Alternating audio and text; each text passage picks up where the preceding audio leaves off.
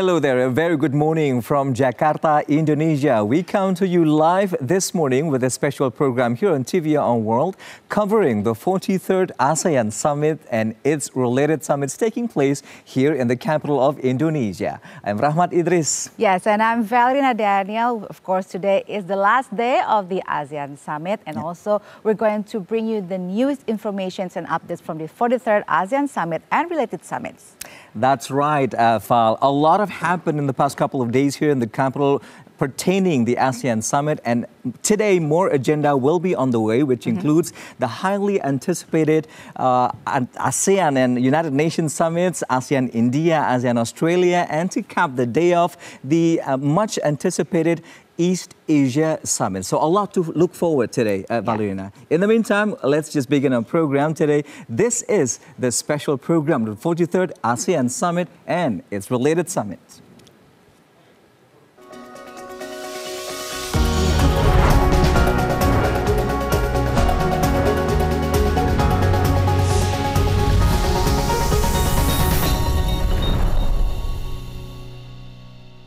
And today we have a guest coming over to our studio to talk about the results of the 43rd ASEAN Summit and related summits.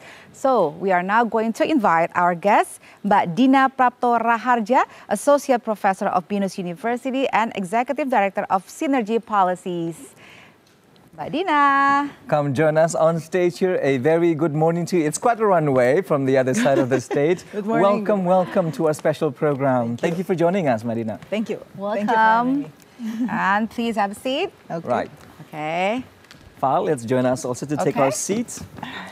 It's always such a pleasure to have Mbak Dina. We have you for our summit virtually in Labuan Bajo, and this is the culmination of it all, the pinnacle of our hard work during the chairmanships throughout 2023. So we look forward to picking your brain on this, on the result, most importantly, right, Val? Yes, that's right. And of course, today we're also going to give you the latest updates after we have seen related summits for the past 2 days. So you have the updates for that. How do we put it together? This is something that Indonesia should be proud of. We assumed the presidency in 2022, and then we chaired ASEAN this year. But so this has been not only challenging, but also tumultuous year for our country, addressing some of the most pertinent matters on the table. So what is your biggest major takeaway of some of the most substantial matters that we have achieved so far? We've made significant strides during our chairmanship. So, well, my evaluation of this entire summit is based on two items mainly. Number one is the reality that multilateralism is being challenged globally, that there are other ways by which countries choose to negotiate, and that's not by sitting together, but making deals bilaterally.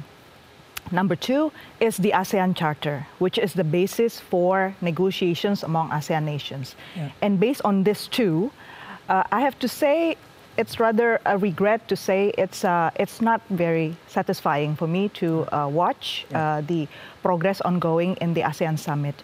Why? Because the spirit of ASEAN Charter is people-centered. So since the ASEAN Charter, ASEAN has agreed to move forward into development of a community which is based on people. In the ASEAN Charter, it's very clear to be said, we the people of ASEAN. So all the statements, all of the declarations, programs of ASEAN should have been directed mostly to the people.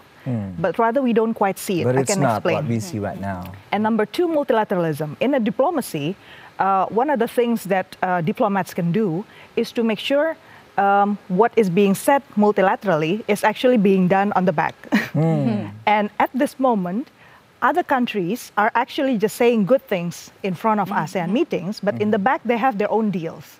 So we are actually allowing this time bomb to continue growing. I can explain more about that as well. Okay, but today is the last day of the 43rd ASEAN Summit and related summits. And so if you are saying that you are not satisfied with the result, but this is already the last day, so what can we expect from this summit then? This summit is just to assure, I think, all major powers that ASEAN is committed to continue working together and being inclusive in dialogues among nations. That's it, I think, most of the time. And the participation of agencies more than the Ministry of Foreign Affairs clearly has been very present in this summit. I can see the participation from the Central Bank, for instance, from the Ministry of Environment, for instance. So that's the good sign. At least some of these new actors from different countries are participating more in ASEAN meetings. But then because some of these bigger agenda of how other countries are still trying to play behind the summits should be our concern. So that means after this, we still have to clean up a little bit more. So today is actually not the last day. Actually, after this, we need to do a lot of things more to implement it to be more realistic and achievable. Yes, to be more to the target. So the true hard work begins once the summit ends. That's what, that's what we're very saying. good way of But I'm doing it. intrigued with what you say about multilateralism, Mbak Dina, because this is something that has been resonating not only throughout the chairmanship this year, but also throughout the G20, where our Minister Retno has been saying it is highly important, highly significant for countries around the world to embrace this multilateralism. And you mentioned also the so-called back-end deals or deals under the tables. We don't know that happened after all of these normative things are set on the table of the discussions. Can you give us clear examples on this? Okay. I guess one of the most clear example is what we signed agreement with Japan, for instance. Right. That's just So one that was country. yesterday. That was the yesterday. ASEAN-Japan summit. Right. Yeah. Japan has been our dialogue partner since 1977 with ASEAN, 1977. So that's a long time for collaboration, and Japan invests significantly to our region as well, not to mention to Indonesia. But the issue here is that Japan also continue developing and pumping more investments into Myanmar, for instance. Okay. And That's interesting. Japan is one of the, maybe on the list, you can see the list of investors in Myanmar. Number one is now China, and then number two, Singapore. But it used to be Singapore first, and then Japan, rather in the low end. But subsidiaries of Japan companies are all based in Singapore. So their numbers got included in the Singapore countings. So amid all of this inability of ASEAN to find solution to Myanmar, if you notice the statements made by President Joko Widodo yesterday about Myanmar, it's rather a non-alignment between what we try. The opposite of what's actually transpiring now. Japan should be one of the major countries we approach more, and we should actually ask serious question to Japan. What are you going to do with this regime? Because doing business now, pumping more money into Myanmar, that means they are making deals with the junta.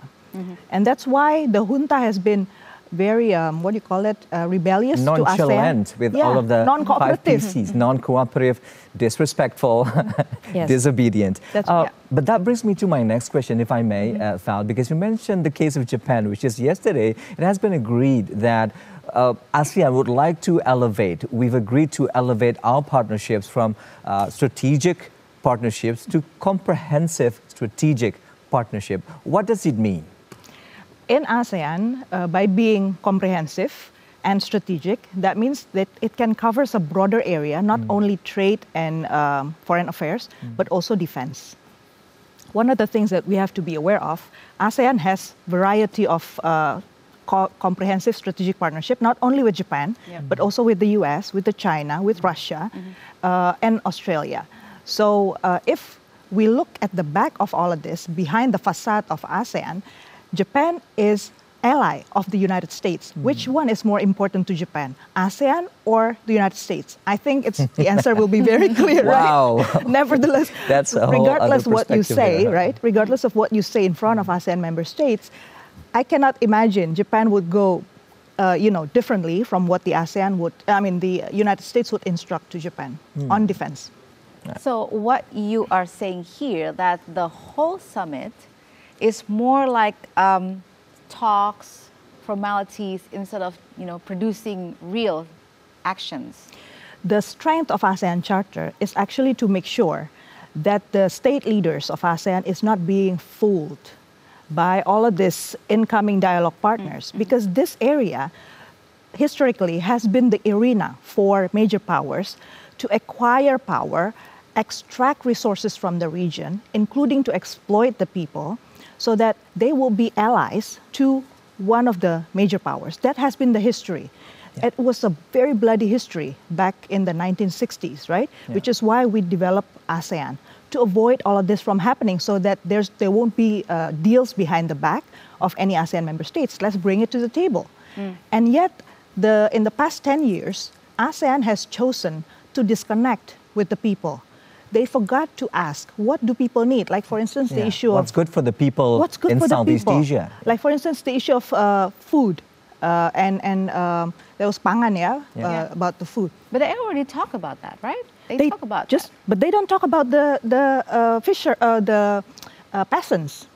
Because the peasants in Southeast Asia are mostly small peasants with no land. Yeah. So if you imagine... No ownership of what they're working on. Yes, exactly. And their problem is the climate change, the overheating of... So what's the point of having... well, on the one end, we can appreciate that there will be a new center for climate change. I forgot the exact name, on the... provided here at Manggalawana Bhakti, there will be an office for early warning disaster management for climate change. Yeah. But what's you going to do with the people on the ground? People cannot even go to the fields because of the extreme heat at this moment. They don't have enough water, and most water in ASEAN member states are polluted. Yeah. So over 117 tons of plastics are polluting water in Myanmar. For instance, I have to go back to Myanmar because people keep thinking that we can exploit Myanmar and do it behind our backs, while the reality is all of those pollutants are coming to the oceans and to the streams of rivers in other parts of the basically returning to us. What we throw into the oceans come back to us. So what we are talking about in ASEAN is just developing mechanisms at the elite level, and all of these issues remains as it is. Okay, it's interesting that you also mentioned Myanmar. This is something that really expected by a lot of people to be the real result of the ASEAN summit, which is the solutions towards Myanmar. So, what can we expect from today's ASEAN summit? So the ASEAN summit yesterday released a statement. President Joko Widodo read it out, basically saying, look, we have tried, but this is still a complex process. It requires more time, which is why by 2026, Myanmar cannot be the chair of ASEAN. Yeah. Replaced by Philippines in lieu of Myanmar. The Philippines. Imagine also the statements from Foreign Minister Retno Marsudi a few days before the summit. When she was asked about Myanmar and how Myanmar is going to be discussed in the summit, she said, I'm sorry, the problem in ASEAN is not just about Myanmar. Put yourself in the place of Myanmarese people, 54.5 million people. If they also say the same to us, I'm sorry, our problem is not just Indonesia or ASEAN, we have something else to deal with. How do we feel? So the spirit of solidarity that ASEAN Charter asks us to manifest through ASEAN summits are absent. It's diminishing. At least this year we don't see it, and it's a slap in the face, I think, because Indonesia was the one who chaired the ASEAN leaders meeting back in 2021 to bring solution to this. And 2 years from now, no ending, and Indonesia is saying that. Right. So it's... I asked you about this because for the first summit under our chairmanship this year in Labuan Bajo, I echoed what Minister Retno said. Over 110 meetings have been conducted on behalf of Indonesia's chairmanship with stakeholders in Myanmar, particularly the military junta. And now here at the 45th summit, it's been revealed that over 45 something meetings have been held. And this is the so-called non-megaphone diplomacy held behind closed door with not much words being given to members of the press. But have you seen true manifestations of progress that we've made in terms of providing solutions to the civil strife in the country? So if you actually want to make an impact in Myanmar, first and foremost, you have to see the players on the ground. Yeah. Do we actually It's not only the junta, a lot of not only the many junta, other right? Many other groups, right? Group in opposition with each other in Myanmar. Right, and compared to 2021, when it was just the first time the junta is doing the coup d'etat, the power over territory in Myanmar has been shrinking, under the control of the junta actually. So more and more groups are saving their own territories. So, and yet at this moment, we still think that junta is the one to continue being engaged, even though the junta is not being participated or not invited to the IMM meeting, the foreign ministers meeting. They've been disinvited to high-level political meetings of ASEAN. Yes, but on the technical levels, they're still invited. Even to the That's right. ADMM, the At energy level, Defense they were Ministry, there. energy level, they're still Women empowerment, they were there. So. And if you come back to the info I just shared with you on Japan, Singapore, Thailand, Vietnam, these are the 4 biggest investors in Myanmar. So you can understand, right, why they're still invited on energy, and because the they have largest their stakes in there. Yes, they have stakes in there. Okay, so we know that ASEAN has principles. It's called the non-interference principle, right? Yeah. So is that the one or the only reason, or maybe the main reason why we cannot produce any solutions regarding Myanmar? Yeah, that's one thing. The other thing is that we're not doing enough informal dialogues. We already have like 110. 145 meetings. Yes. And that is only under Indonesia's chairmanship, Yeah, not to mention the fact under Cambodians, and the first one when it occurred in 2021 under Brunei chairmanship, Madina. I wonder, can the Ministry of Foreign Affairs provide a breakdown of who are these 145 meetings? Yeah. Because China already made agreements with, ethnic groups, forces in Myanmar. If I'm not mistaken, the Premier Lee met up with the leader of military junta to express their support. And Thailand made up Thailand made it. Yeah. They have a meeting with India and Thailand, Bengal Initiative. A bit undermining our chairmanship, don't you think? So I guess, who are you meeting and what are you talking about? That's my question. More qualitative than quantitative. I mean, in terms of numbers, maybe it's a large number, but what are you talking about? That's what we don't hear. Yeah. And the progress and what is actually achieved from hundreds upon hundreds of these meetings.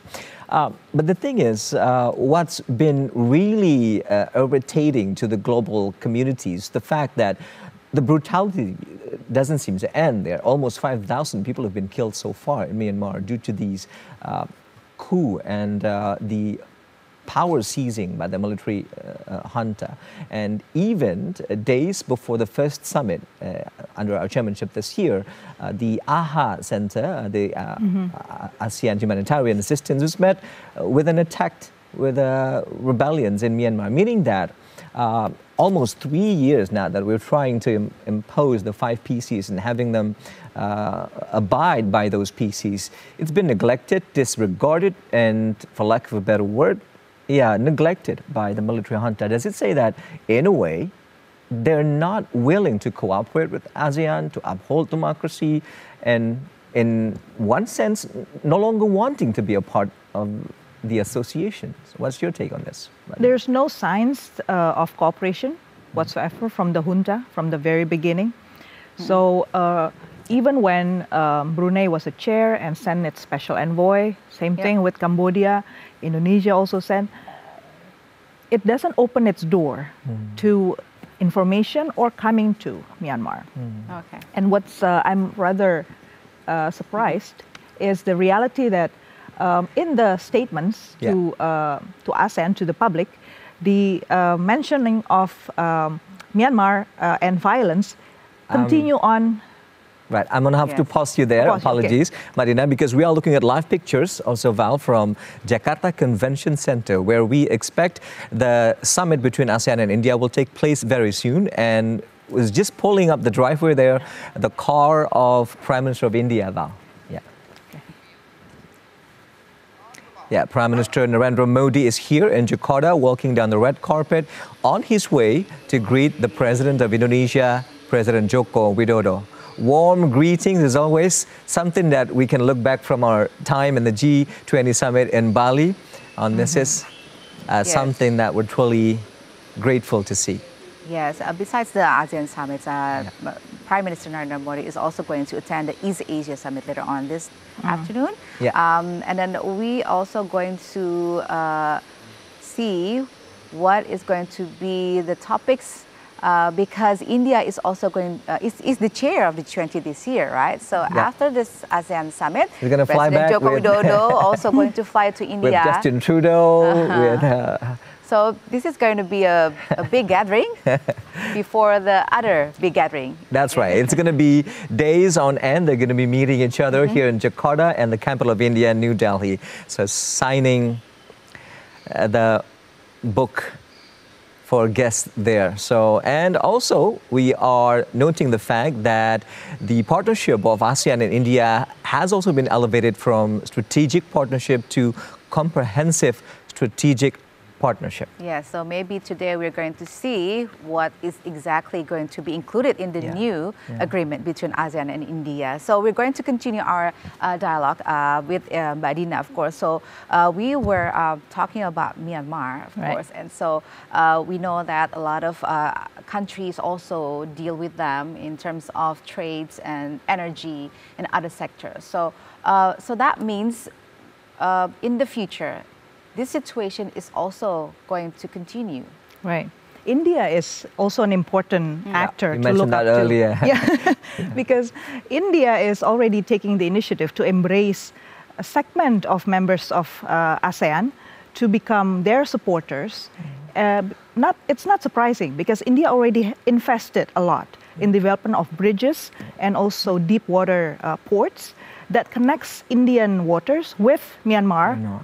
Onto other parts of the world, including China. So it's a hub for them. It's a hub. They become a hub, a new hub, alternative to the south, to the Malacca Strait, where Indonesia, Malaysia, Singapore is located. Singapore is smart, right? Because they already place another hub there.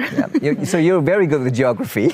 However, it goes without saying, but that India is currently overtaking China in almost everything. They're taking over the population numbers, the economic growth, all at the same time having, souring relations in one way with China, with Xi Jinping also being absent in New Delhi. So from the ASEAN summit with India this morning, will those key things be on the table? Their participations in Myanmar lands and enhancing their partnerships with the association, with the bloc? What do you think? How do you see this? I really hope that something more substantive will be discussed with India. India is not only, neighbor, but it was part of non-aligned movements. So in the spirit, India grows together with Indonesia up to this level. But under Prime Minister Modi, we have seen how independent India has become, how relatively good it has played the global politics by trying to show at one point it's going to go to the Quad, to the quadrilateral dialogue with United States and its allies. On the other hand, it's also eyeing on other countries in Southeast Asia, in the G20, also playing with Middle Eastern countries and BRICS. BRICS, Don't which forget. is also a hot button issue there. It was just concluded in Johannesburg. And the ASEAN summit is sandwiched by two important summits, right? The BRICS and the G20. And then the G20. And look at how... I almost forgot that one. And look at how United States decided to fly over ASEAN instead of engaging with ASEAN and just flying over to Vietnam. That says something. That's another all due thing. Respect. Another thing we're going to peeling up the layer later on in our conversation. All right. So okay. So so that means if we see a lot of leaders coming to ASEAN summit, and then you say that a lot of things has been talked behind all the formal meetings. So, and then we also know that now ASEAN and India has increased their strategic cooperation into comprehensive cooperation. So what can we expect from this comprehensive strategic or comprehensive agreement? Actually, if we look through the comprehensive agreements, what we can benefit most from all of this is if it strengthens the people in the region. The stronger actors that can empower ASEAN as a whole is the people. The spirit of ASEAN Center is people centrum.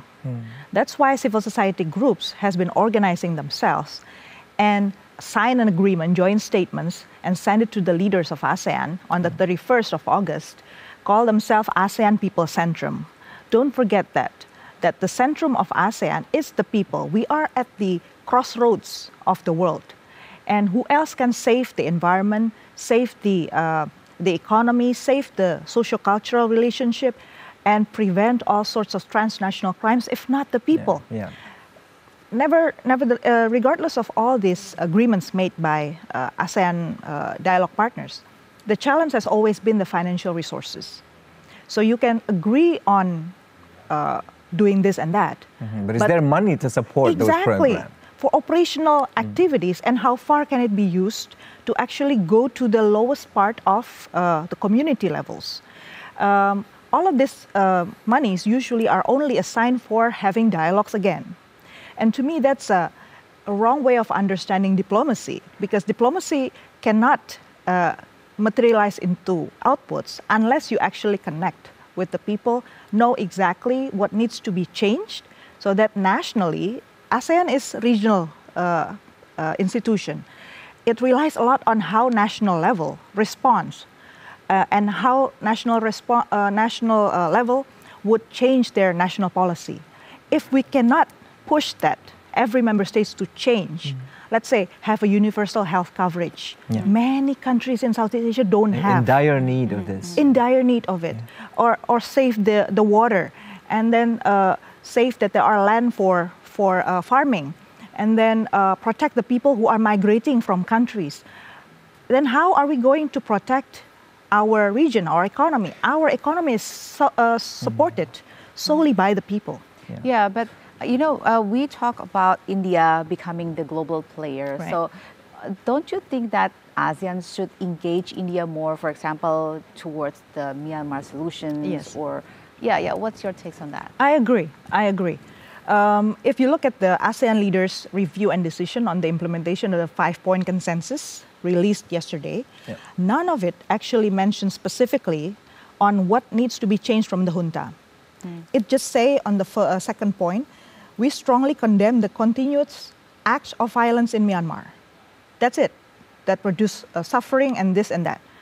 Why doesn't it actually say that the one who induced and prolonged violence, the junta, which is the junta, is not in a way addressing to any parties in Myanmar that may be infesting and that may be doing business, taking part in conducting violence in Myanmar. So whoever is conducting violence, it is against the 5PC that we've agreed within ASEAN. I think this is a serious blind spot, in our foreign affairs.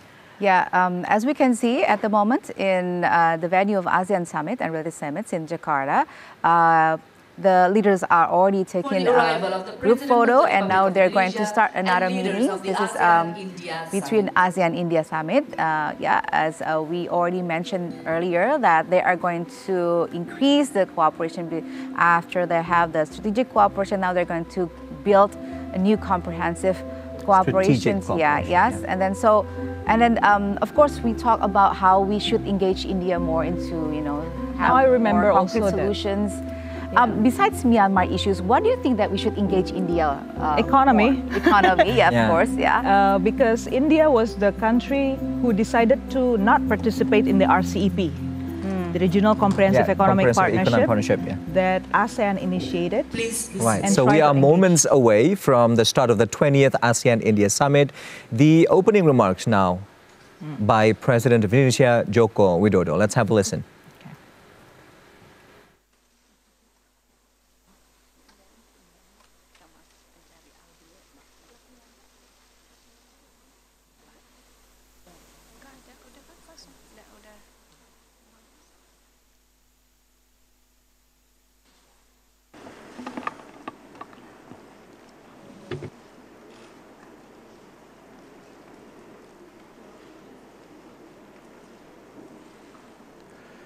Yang Mulia Your Perdana Majesty, Menteri Modi, Prime Minister Modi, Tri Baginda, Yang Mulia para pemimpin Your ASEAN, Majesty, leaders of ASEAN, saya sangat menghargai kehadiran I really appreciate PM Modi di the tengah presence of Prime persiapan Minister Modi's KTT amidst G20. the G20 summit preparation.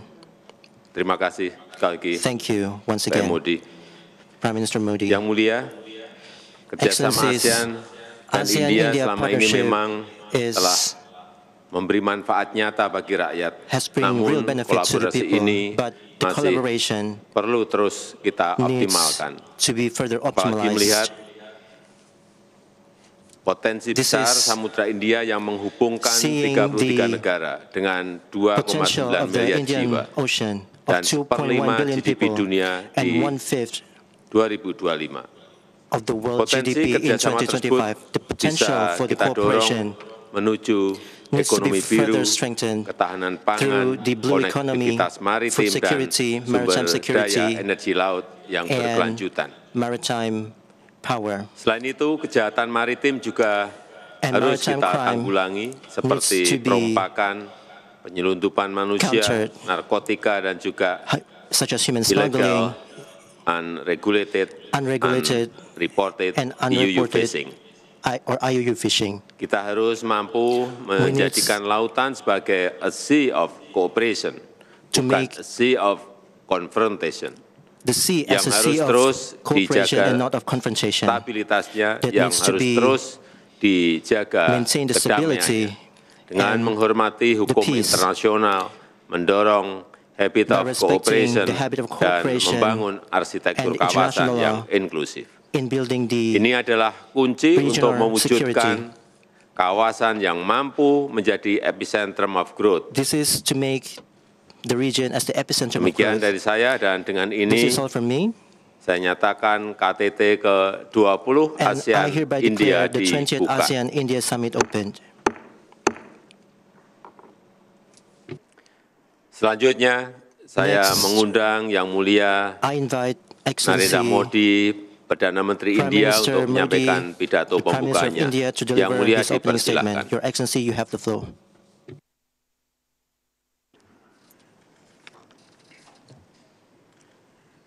Your Excellency, Rashtrapati Your Excellency, Widodo, President Joko Widodo, Your Majesty, Your Majesty, Excellencies, Excellencies, Namaskar. Namaskar.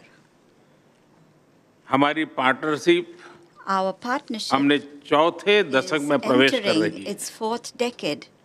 ऐसे में It gives me Bharat ASEAN immense summit pleasure at this time to उसको co-chair co-chair करना the India मेरे लिए ASEAN Summit. बहुत ही प्रसन्नता का विषय है।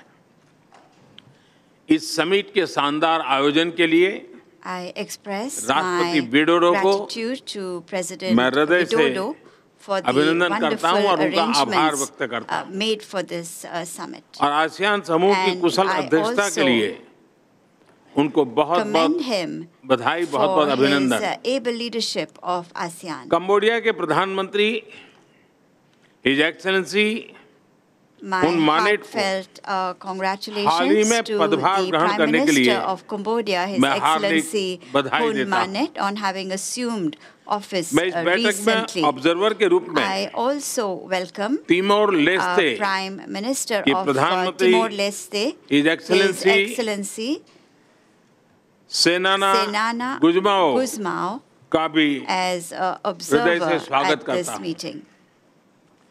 Your majesty, Your Excellencies, Majesty, Excellencies, हमारी हिस्ट्री और ज्योग्राफी India and भारत और ASEAN आसियान को have both historical and geographical links. साथ ही साझा वैल्यूज, Our shared values, क्षेत्रीय एकता, regional unity, Shanti, Samriddhi and और our मल्टीपोलर shared वर्ल्ड में belief in peace, साझा विश्वास भी prosperity, हमें and a multipolar आपस में world जोड़ता है। also bring us together. ASEAN Bharat की act east ASEAN policy is a central pillar केंद्रीय स्तंभ of है। India's Act East Bharat policy. ASEAN centrality India fully और supports इंडो पैसिफिक ASEAN पर आसियान centrality के आउटलुक का and the ASEAन पूर्ण outlook समर्थन on the करता है। India-Pacific. भारत के इंडो पैसिफिक इनिशिएटिव में भी ASEAN has an important ASEAN place क्षेत्र का in India's प्रमुख स्थान Indo-Pacific initiative as well. पिछले वर्ष हमने Last year, Bharat ASEAN we friendship year celebrated मनाया the India-ASEAN और Friendship आपसी Year संबंधों को and also एक comprehensive elevated strategic our partnership mutual का relations रूप दिया। to a comprehensive Your strategic Majesty, partnership.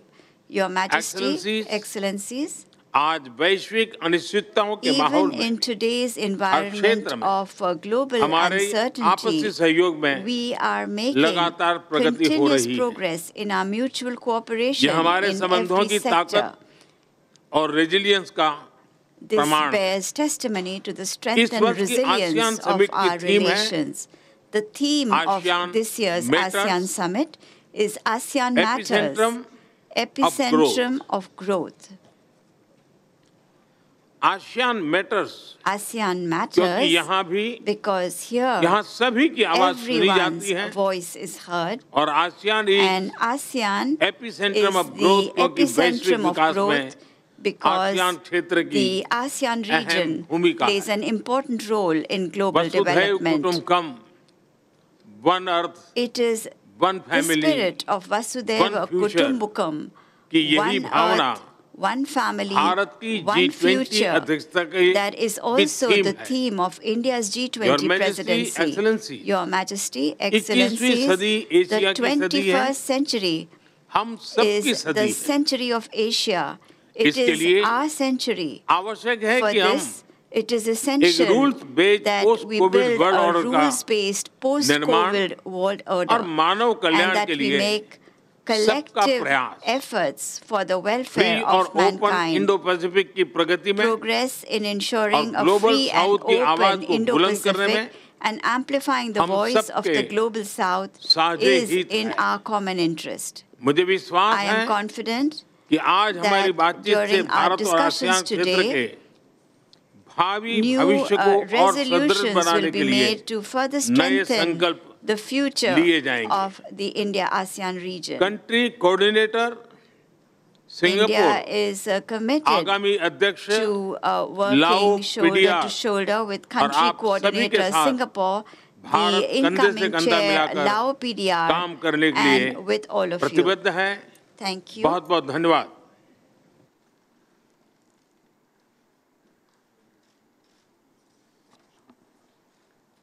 Terima kasih Yang Mulia.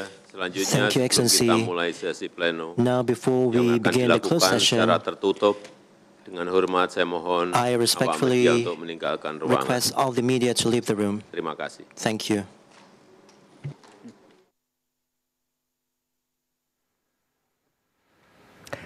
All right, so there you have it, the opening remarks of the 20th ASEAN-India Summit here in the capital Jakarta, Indonesia, where we've heard the remarks from the chair, President Joko Widodo, and the co-chair, the Prime Minister of India, Narendra Modi.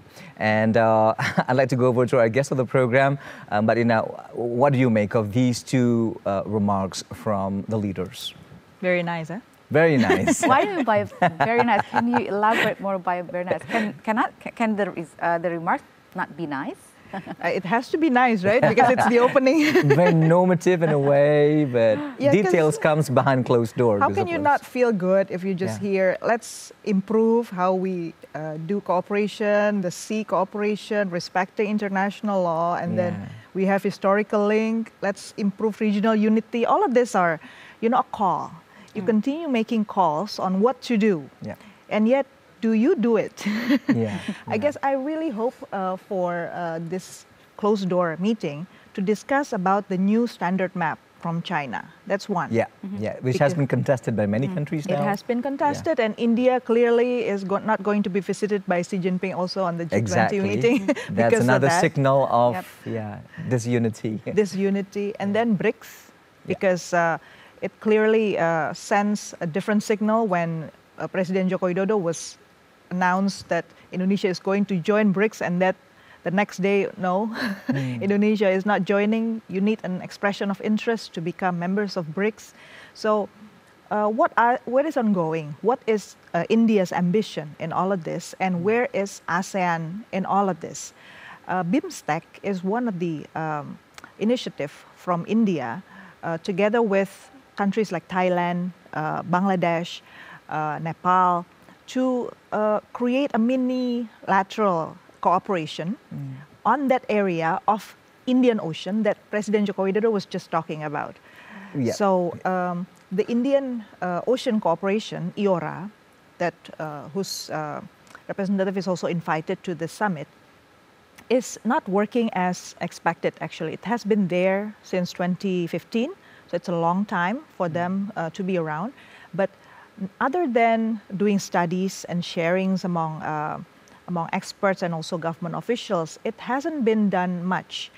Of course, number one, the problem IORA, Indian Ocean Rim area, is so big. If you look at the map, it covers it's a vast ocean. A very big ocean, up to the South Africa area. So imagine the entire ocean of Indian Ocean. So what you need there is something concrete. What are you going to do with all of this big area?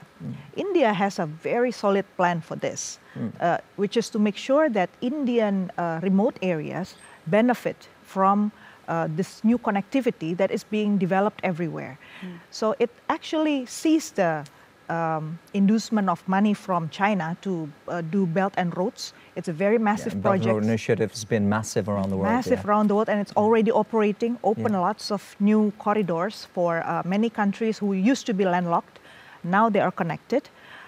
So China can do trade directly with Germany, for instance, without having to stop somewhere in the Malacca Strait.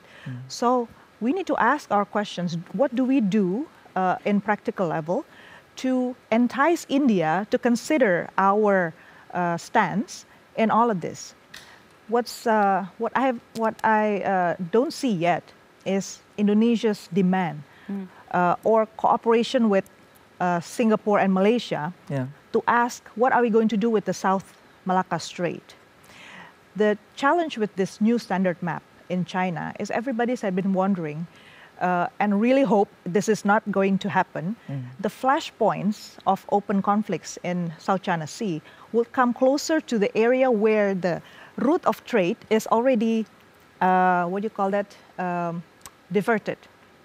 And because of this new tracks open by India through their Indian Ocean part, they don't need to go through the Malacca Strait Malacca. So we are reduced in our number of cargoes going through our area. So does that mean it's more, more okay, more acceptable if the flashpoints of between China and the US is happening in our neck of the wood? This is something really serious we have to talk about. We are not talking about threats that are far away. It's really now. Right, at our gates. In our gates. But President Jokowi already mentioned that in his address just now about, increasing the maritime cooperation between ASEAN and India. But hearing your explanation just now, so that means we are not benefiting from this cooperation.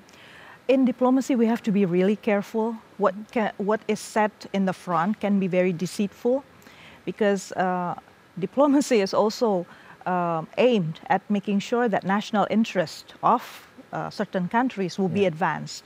And it doesn't have to be done in confrontative ways, so it saves more money. So we have to be careful for that. So our diplomats at the Ministry of Foreign Affairs needs to be more aware of the mapping of where everybody is, so that by the time we go to the negotiation table, we can actually ask the tough questions and actually ask for answers. And none of these, if we compare it to the previous ASEAN summits, the challenge of today's meeting is that ASEAN has grown into more authoritarian countries. More and more countries in ASEAN become authoritarian. This reminds me a lot of how Indonesia was when we started off ASEAN back in 1967. Most of the member states are authoritarian. What differentiates us from that time was that the authoritarian regime at that time was very much aware they don't have enough money to go through. They need their neighbor support. To go through meetings. At that time, the number of ASEAN meetings was not 1,000 meetings like today. This year alone, we have 1,000 meetings in ASEAN. So we have so much money to to spend compared to that time. So what happened during the Suharto time at that time? They choose intensive dialogues among leaders since 76, the Bali Concord. They intensify meetings among leaders so that difficult issues doesn't have to be handled at the technical levels and ministerial levels. Now what do we do? What do we see instead today? Send it out to the ministers to discuss about it. Well, they ask is instruction from the leaders. Yeah. So what you see is that they play by words. Yeah. The connection between what should be done and what can be allowed is, just swirling the same So place. what should we suggest to be the results of the ASEAN-India summit then? Where's India stand in this? On the economy, clearly India tries to compete with China. That's one thing. On the payment mechanism, on the trade front, it chose not to join with ASEAN on the RCEP. And up to this point, because China is having its own issue, RCEP has not been fully implemented, not being making any impacts to ASEAN.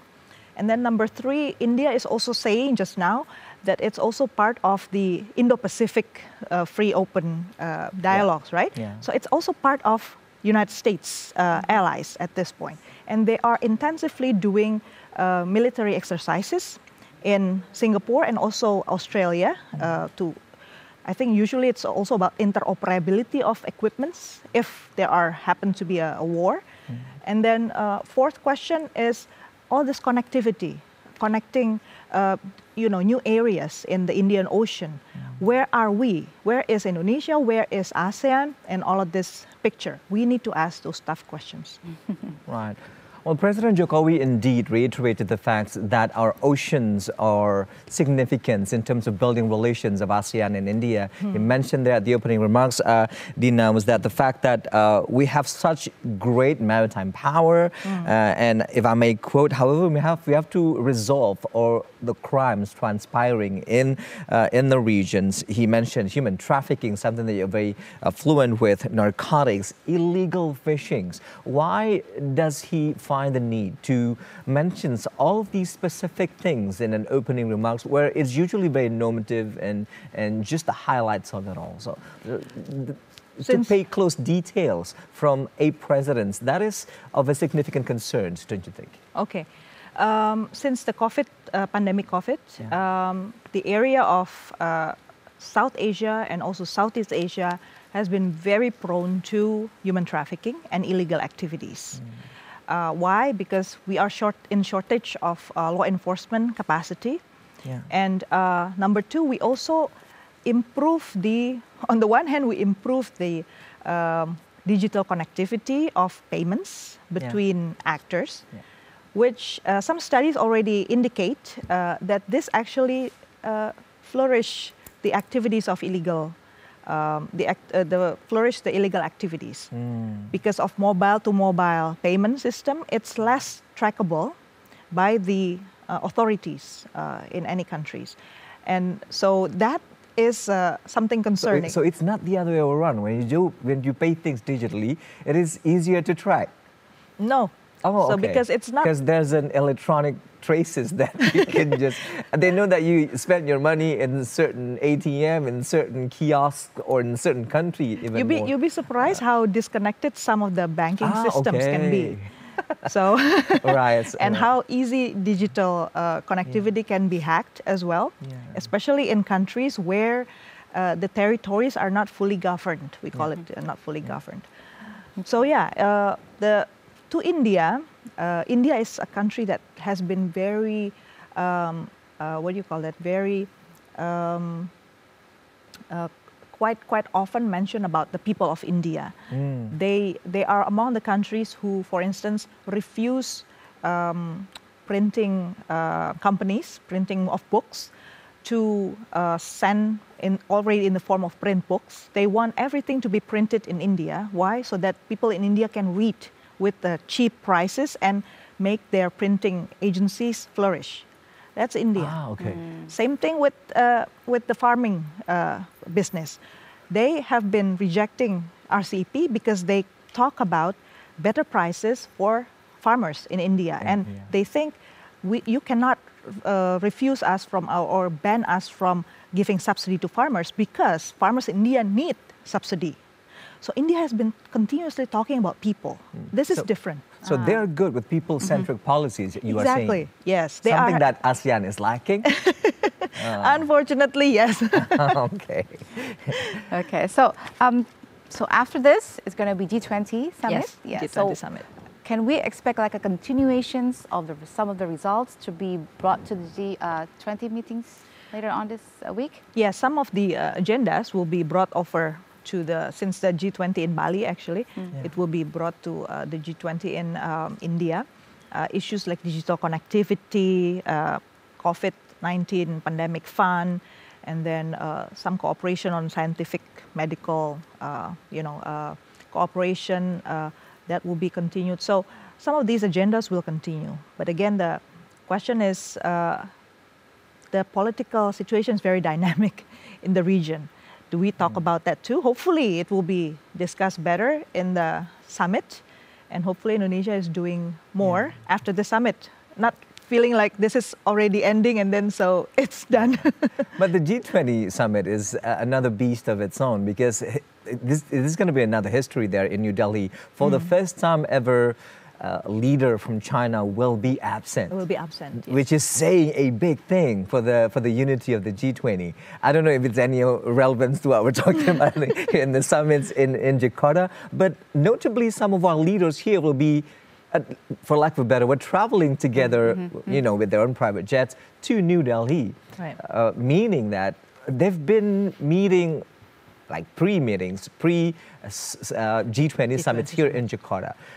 Justin Trudeau is here, and VP Kamala Harris is scheduled to meet Biden in Vietnam if all goes well. So how do you see this will unfold in just a couple of days after our summit in Jakarta? You know, it's very hard to make all leaders come together at the same time, right? So when you happen to be together in one place, you take very good use to it, right? Diplomacy can only manifest in concrete outputs if you really exchange ideas and try to find non-violent solution to any difficult activities, difficult issues that cannot be open to public. So it's very pertinent actually for all leaders to consider talking in depth behind the scene before any summits. Once the summit is open, just like what we saw, it's all good statements. You cannot say bad things to Everything's the on media. paper already. Yeah, everything is on paper. And not only that, if you say bad things in front of the media, then it will send different signals, right? That something wrong is going on, right? So lots needs to be done behind and before.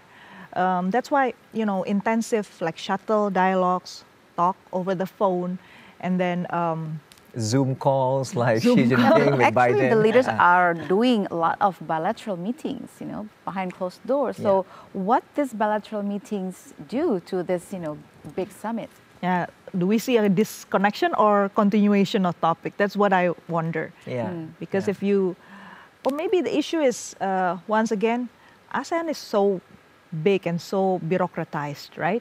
All of this information goes into the ASEAN Secretariat. ASEAN Secretariat has its own protocol of how information is managed, delivered, which information is going to be included in the press statements, which is going to be included in the agenda of any summits.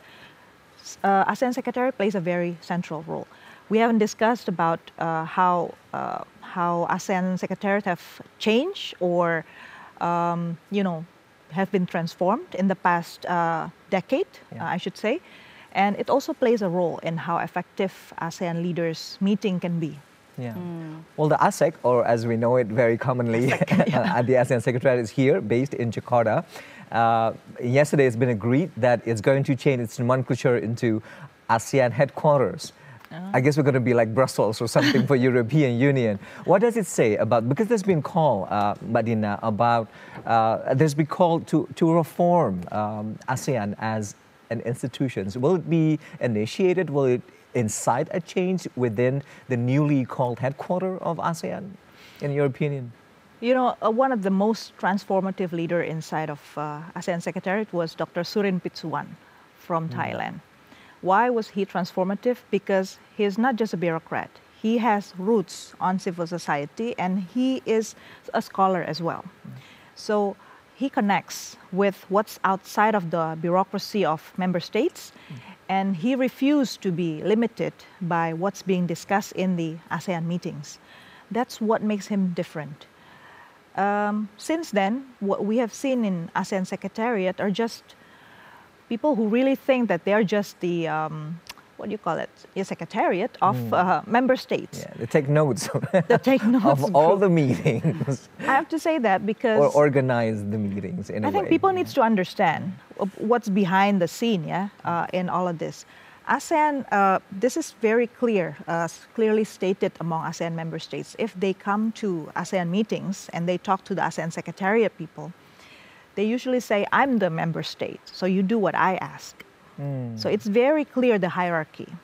So imagine, once again, the setting is authoritarian countries, most of them, and imagine what kind of conversation will be raised if the hierarchy is like that.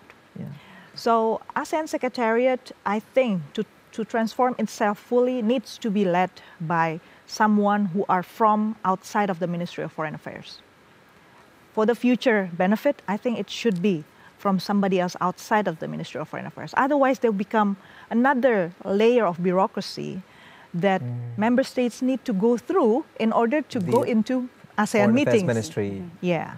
All right. So, okay. So ASEAN has planned to have a lot of meetings with its partners today. Not only India, Yeah, and we then have also today Australia going to coming have in. and and then the South United Korea, Nations. United Guterres Nations is here. And also we're going to have a meeting with the Chinese leaders.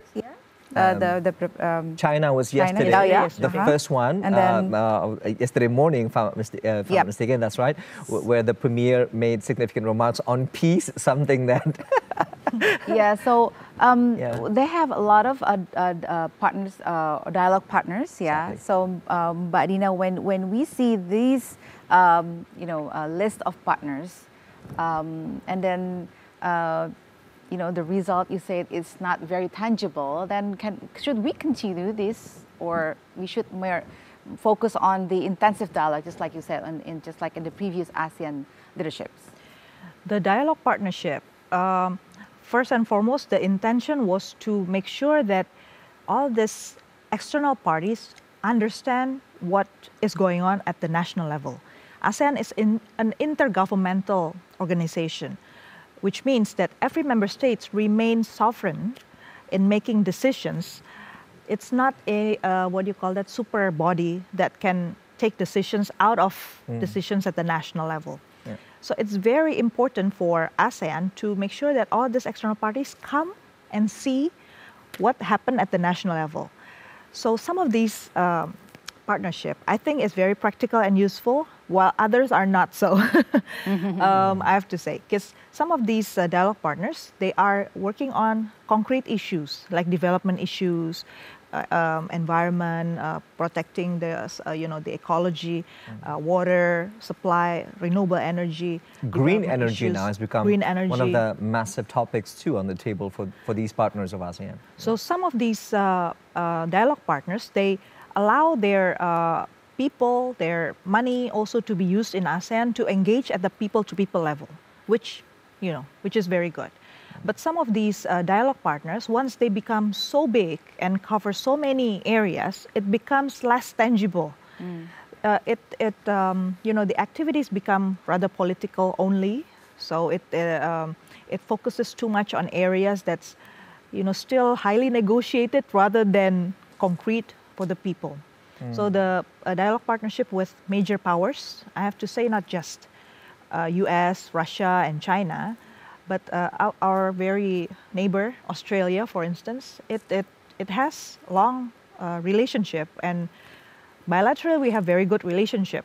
But through ASEAN, I don't see quite value added has been done through meetings. Not so much, something different from the bilateral levels that we feel.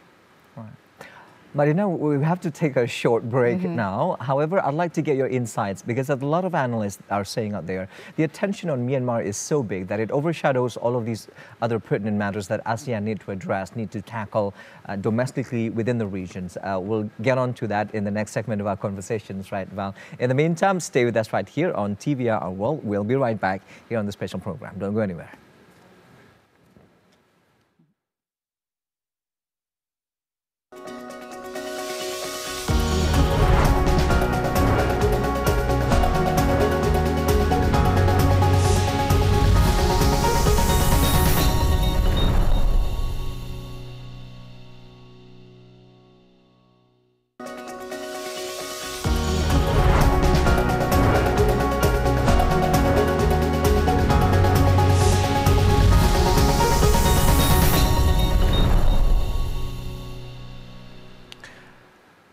Welcome back to our special program here on TVR Our World. We are covering all day long the final day of the 43rd ASEAN Summit and its related summits taking place here in the capital of Indonesia. I'd like to go over to our guest of the show today, Madina, again, just to echo what I said earlier, just to repeat myself a little bit there.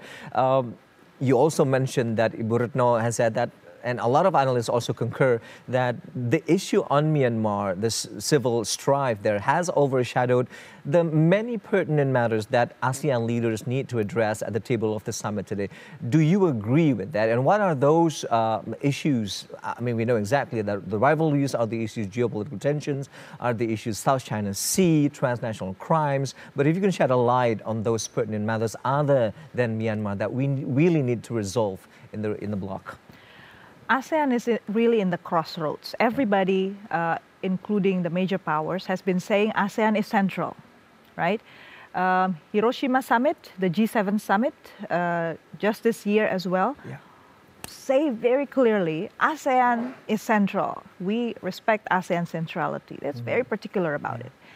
So the question, I mean, my understanding of that is that all of these countries wait for ASEAN member states who are so diverse and so complex at the national levels to create a breakthrough among themselves and help these major powers solve all this competition. I don't think everybody is willing to compete to the point of being rival to everybody else.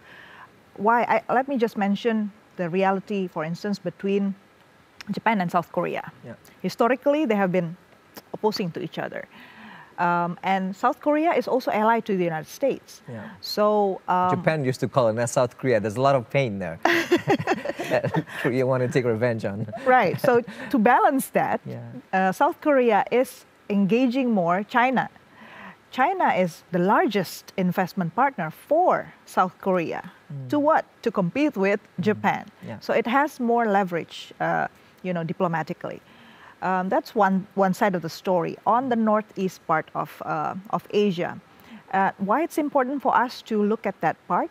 Because they have been source of investment also for Southeast Asian countries. We cannot neglect the fact that the largest numbers of factories in Indonesia are coming from either Japan or Korea. We benefit, Indonesia in particular, from their presence. But the question now, if they have that interdependence on one hand, but also competition with one another, what can they expect? For us to create deals, right? That we are not going to be torn and support one group and forget another group. And then, because some countries, when they are called proxy, they would do whatever it is to benefit just one group at the expense of a zero-sum game of another thing. So one benefit, the other one lose entirely. So that's what they are trying to secure from ASEAN, actually, to make sure that their competition is not going to blow up into something negative. Same thing with India. India, on the one hand, is in rivalry with China because it's a long-time rivals at the border. Territorial disputes, which blew up in 2020. And India, don't forget, is also a nuclear power.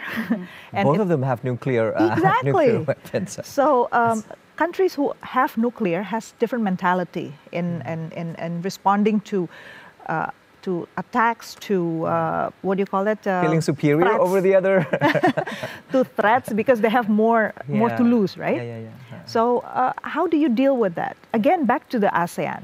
So I think if we want to highlight other elements of how important ASEAN is at this moment, is how we make sure that none of us get split away because of all this, what do you call it, offers from all these powers trying to induce, let's do more projects with us and support us politically, make sure that we need to be solid together. And this is what I hope can be discussed today at the East Asian Summit meeting. All together, 18 partners of ASEAN sit together and talk mostly about political economy, geopolitics, socio-cultural at the economic level. Yeah. Okay, so during the meeting between the President Jokowi and President Korea, Yoon Suk-yeol, the ASEAN-South Korea Summit, they talk about ASEAN will play important roles or cooperate with South Korea in reducing tensions in the regions. How can we expect ASEAN roles in that situation? Wherever there are tensions politically, we should not lose sight of where the businesses are. Because even when countries are in conflict with one another, business continues. They have to continue. They have people to feed. They have people to pay. So what we learn from the ASEAN meetings is that leaders can have their own activities. Businesses will do whatever it takes to survive their business. So it's a separate agenda. Could be a separate agenda if you don't link it together. So there's the meeting of between ASEAN and South Korea. I think we need to link together with the just happening ABAC meeting, the ASEAN Business. Forgot what's the last name? Council meeting. Advisory Council. Advisory Council, yeah. ASEAN Business Advisory Council meeting. While it's not so complete because most of the people sitting at the Business Advisory Council are big companies. But if you take it as the fact that countries who already have multinational presence are large in scale, then maybe we can say what is being discussed in the ABAC needs to connect with the issues of that competition. They're talking about South Korea is talking about variety of business of automobile, business of electronics, business of renewable energies, business of pop culture, cosmetics, world domination there. Right. So all of this will continue on, and they expect ASEAN member states will continue to welcome and expand in ASEAN. So the question is, do we do it through ASEAN? So more countries can benefit, because ABAC is only significant at this point in the main ASEAN 5. The rest of ASEAN, the other 5 plus Timor-Leste, is still left behind. They're not very much into the, cannot quite talk substantially at the ABAC level, because their businesses are mostly smaller in scale. So somebody is still left behind on the business arena. Not to mention also the businesses of petroleum and minerals. We are so blessed in this region because we are rich in natural resources, minerals and petroleum. In the event that of the pandemic, we learned how precious that can be for energy security, right? So we cannot leave this just to the business and do it business to business level. Somebody needs to oversee and make sure that those left behind, those without electricity, those without access to healthcare, are included in the blueprint. People with disability, for instance, people with disability needs lots of electronics, from charging phones so they can listen to voices instead of reading, for the blind, for instance. So let's look broader to see how more people can benefit from the business-business relationship. I think that's key. Right. Oh, okay. Go ahead. Yeah. Okay, so it's interesting to talk about a business agenda. So we've already mentioned some of the agendas that is important for the people, for example, green energy transition, and then healthcare system. So will these topics should be included as the result of the East Asia Summit, for example? I hope. But what I have seen mostly on the agenda are about investments, and some aspects of scientific collaborations is also there. Yeah. I would not be surprised if they also talk about payment, digital payment, like the QR code across ASEAN needs to be broadened to more countries in Southeast Asia. So some of these are quite innovative, but the aspect on other aspects related to people should be there also, I hope. That's right. So I'd like to echo what Valerina has said, Mbak Dina, because it is true that one of the most significant half of the day today is the East Asia Summit, where a lot of eyes will be there, and it has also garnered a lot of attentions from countries beyond East Asia. The US will be there, Russia will be there, Australia is there, Canada, Justin Trudeau is also going to be there. So there's a lot of interest in the summit itself because, as you said, it is a sexy region, East Asia. Pertaining to what you just said, that all of these potential things that the leaders will agree upon, I'd like to touch on another notable meeting yesterday where ASEAN and China also sit together for a summit.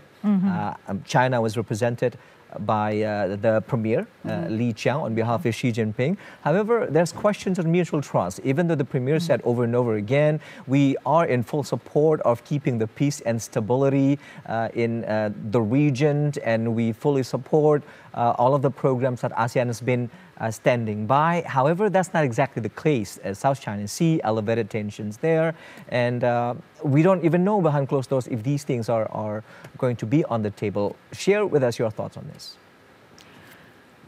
Mutual trust with China, that's in deficit right now.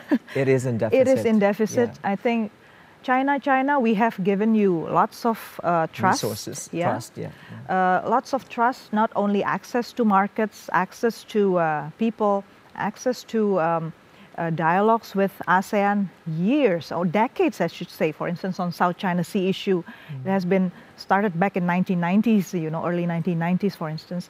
What else don't you see that ASEAN is willing to provide to China? So the question now is, where is China up to, and why is it keep going with its own agenda, regardless of the dialogues that we have been trying to do? I think it's a wake-up call. I think ASEAN should wake up, should actually say, okay, enough is enough. We have given enough opportunity to China, so China needs to take us into account seriously. If you really do not intend to destroy your own rice dish, because, the biggest business of China at this point, the closest one, is Southeast Asia. If you destroy our environment, our trade routes with confrontation. And if our resources are depleted because of your exploitation. That's why, aren't you going to suffocate yourself as well?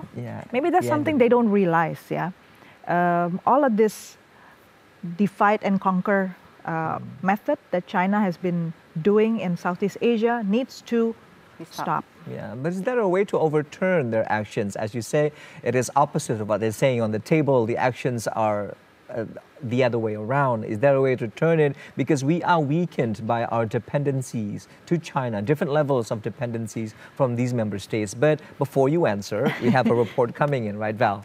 Yes, that's right. This also relates to China. President Joko Widodo encouraged China, Japan, and South Korea to work together to develop the electric vehicles ecosystem. So we're going to see the newest information regarding that topic.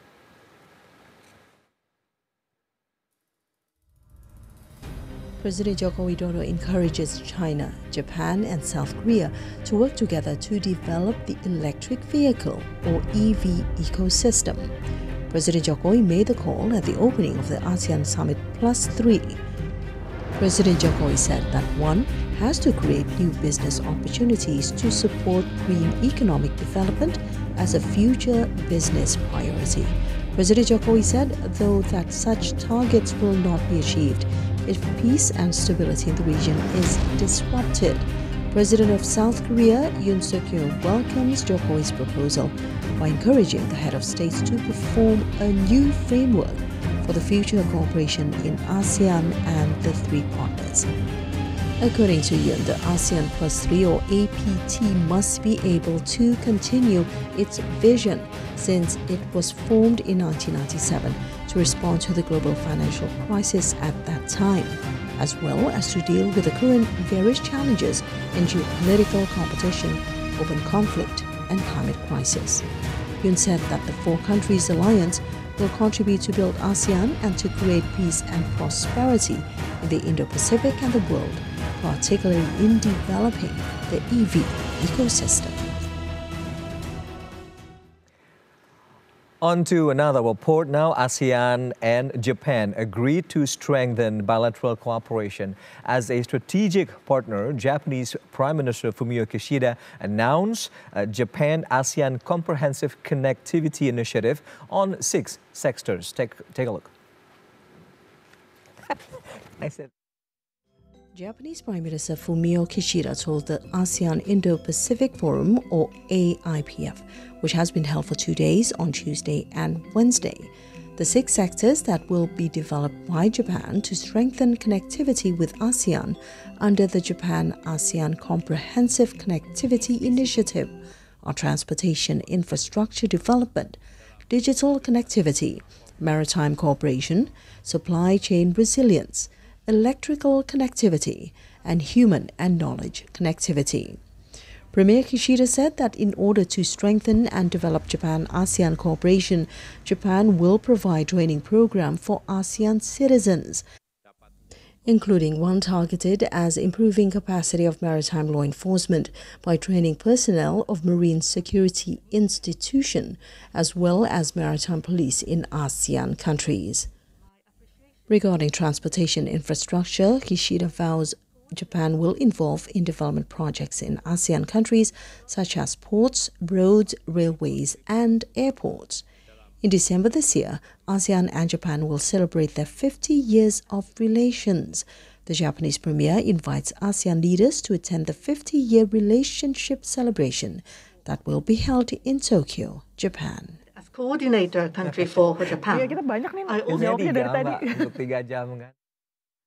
Moving on to another news, President Joko Widodo said ASEAN and Japan agreed to form a comprehensive strategic partnership in the form of mutually beneficial cooperation.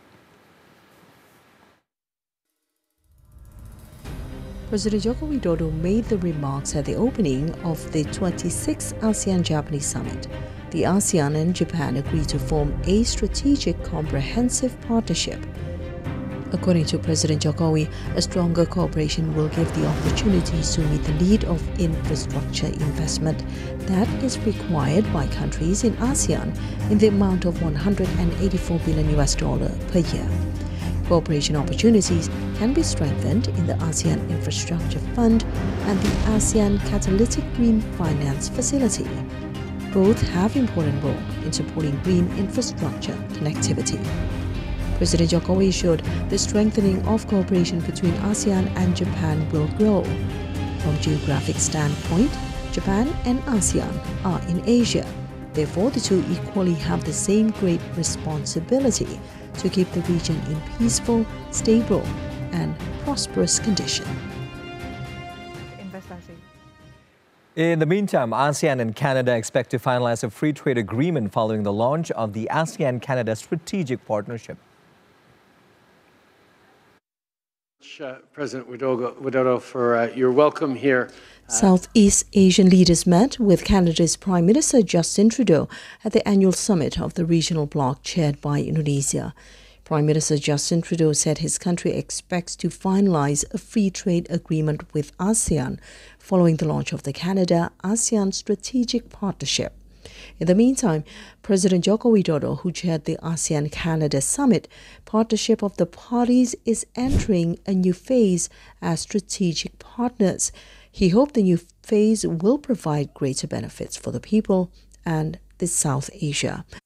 President Jokowi added Canada is a strategic partner for ASEAN in building food security, downstream industry, as well as in building an open and just trade in the region. He said as a strategic partner, Canada is expected to become an anchor for peace and stability in the region, which respects international law and encourages more concrete and inclusive cooperations, particularly in the Indo-Pacific region.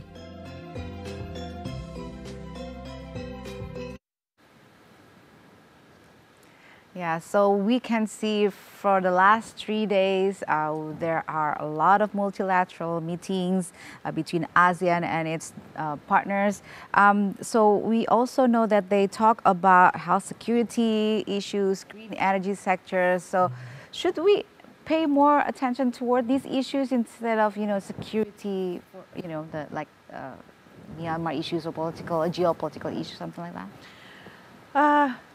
To me, Myanmar is one issue that you need to solve. It's not going to go away. So if you don't solve it, nobody else will. Yeah, good luck Lao next year. Good luck Lao next year, right? And good luck Philippines also 2026. Exactly. It's going to be really hard for you if you don't solve it now. Help Indonesia for the rest of this year, because this summit is rescheduled, right? It should be in November. So we have enough time to meet up the G20 summits. Right. So it's too early to end this summit at this point of the time. Indonesia promised that more meetings will continue until November. Lao take over. But again, back to your points, Myanmar is on our face. Otherwise, if we don't solve it, nobody else will. So, but on the other issues, let's talk about other issues that ASEAN needs to be very serious about.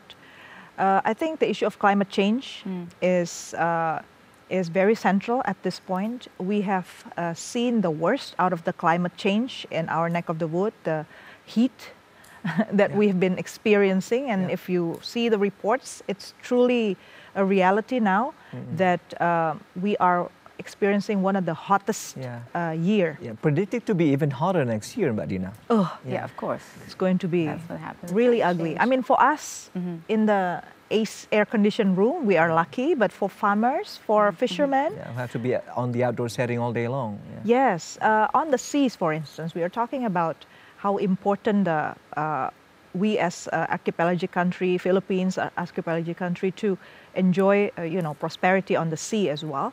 The heat from the climate change also changed the temperature of the water.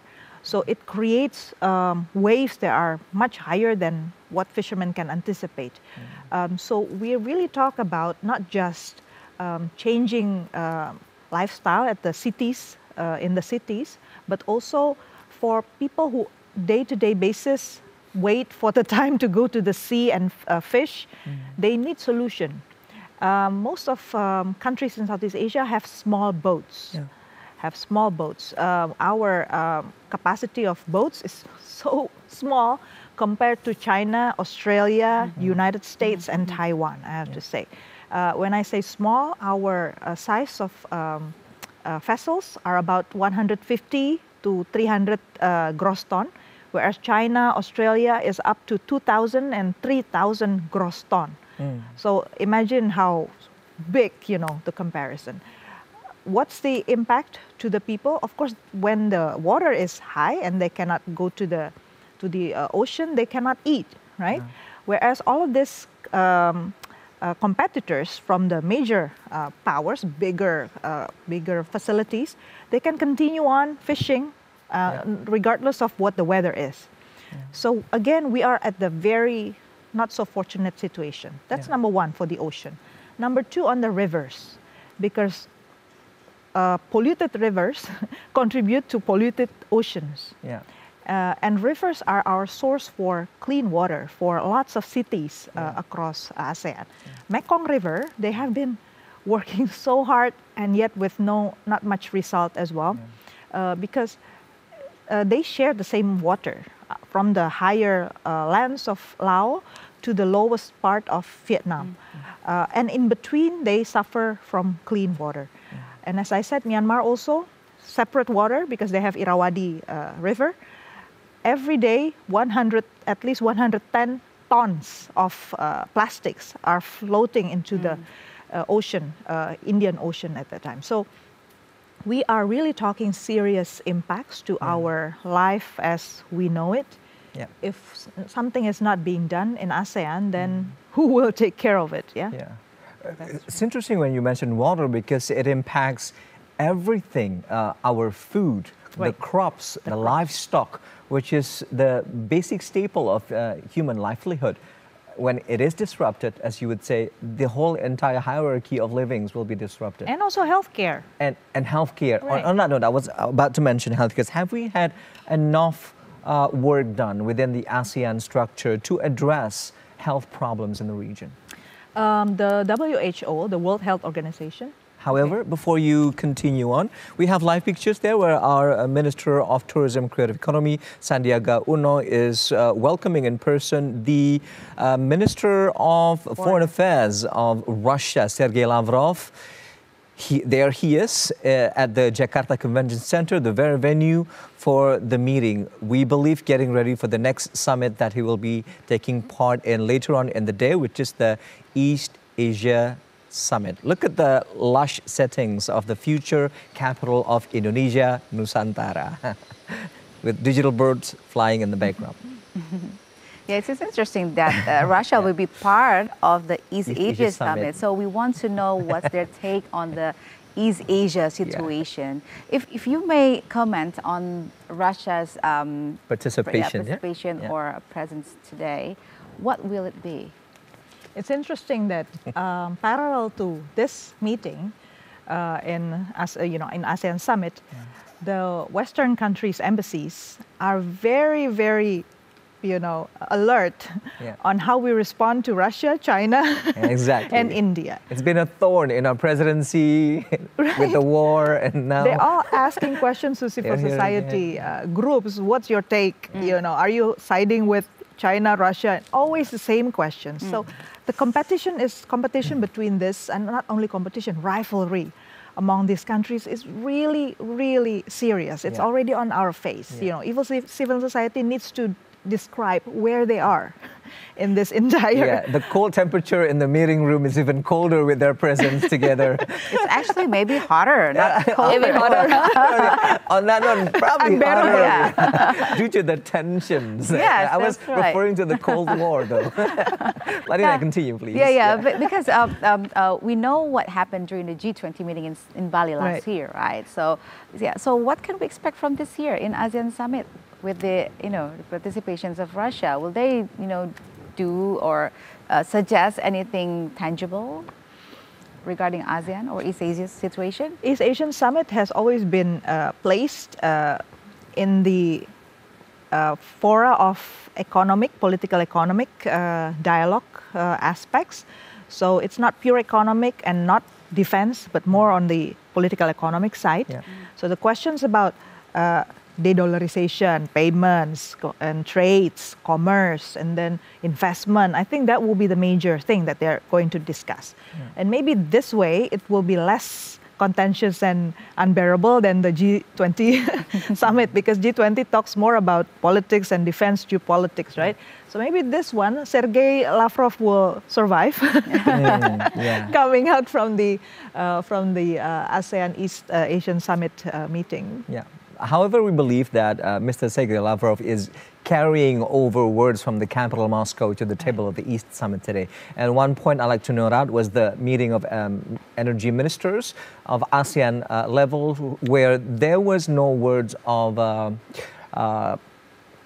agreements that can be found. They couldn't find a common ground in terms of making the zero net emissions happen across the region, South Asia and globally, because it's been the words zero emissions has been used and Russia has denied it. We don't want to use zero emissions. We want to use reduced emissions. They had to call over the capital over and over again with finally, at the end of the day, no words of agreement. They couldn't come up with something that they agree on. What does it say about, again, to echo what Val says, Russia's participations and at this level to truly incite a change, Marina? Thank you very much. This is a very good question. One of the things that we cannot forget about Russia, it's one of the largest energy for the world too. Exporter of petroleum and fossil fuel energy. And one of the things that has been suffocating them in the past few years since the Ukraine crisis is the sanctions from the Western countries for them not to be able to sell their products. What's interesting is on the BRICS side, right? The BRICS country, the Brazil, Russia, India, South Africa, China, plus the new members, Argentina, UAE, Arab Emirates. All of these countries are joining hands together to ensure that everybody else who has been isolated, has the bad experience of being isolated by the West, will be able to survive. So payments beyond dollars is now intensifying. And I think that's one of the reasons why Russia is saying, let's just not talk about zero emission, but reduce emission, because you cannot really delete the use of fossil fuel. To some extent, it's a reality. It is realistic. It's realistic because in Indonesia alone, if you talk about it, areas that we are sitting literally, standing or sitting underneath us are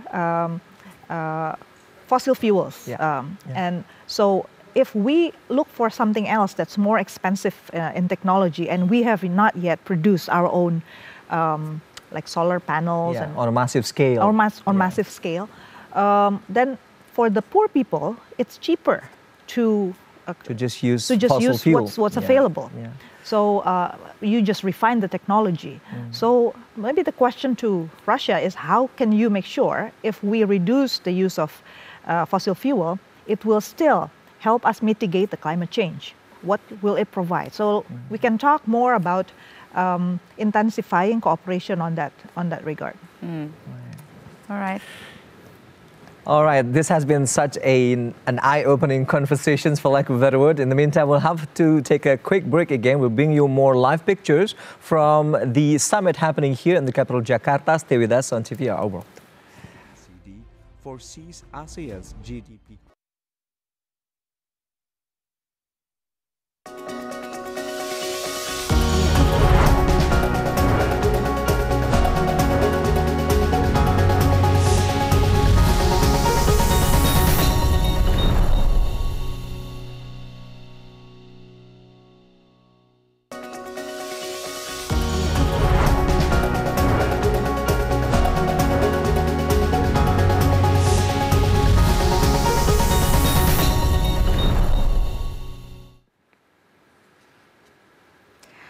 Welcome back to the 43rd ASEAN Summit and related summits. Special report on TV Our World live from Jakarta, Indonesia.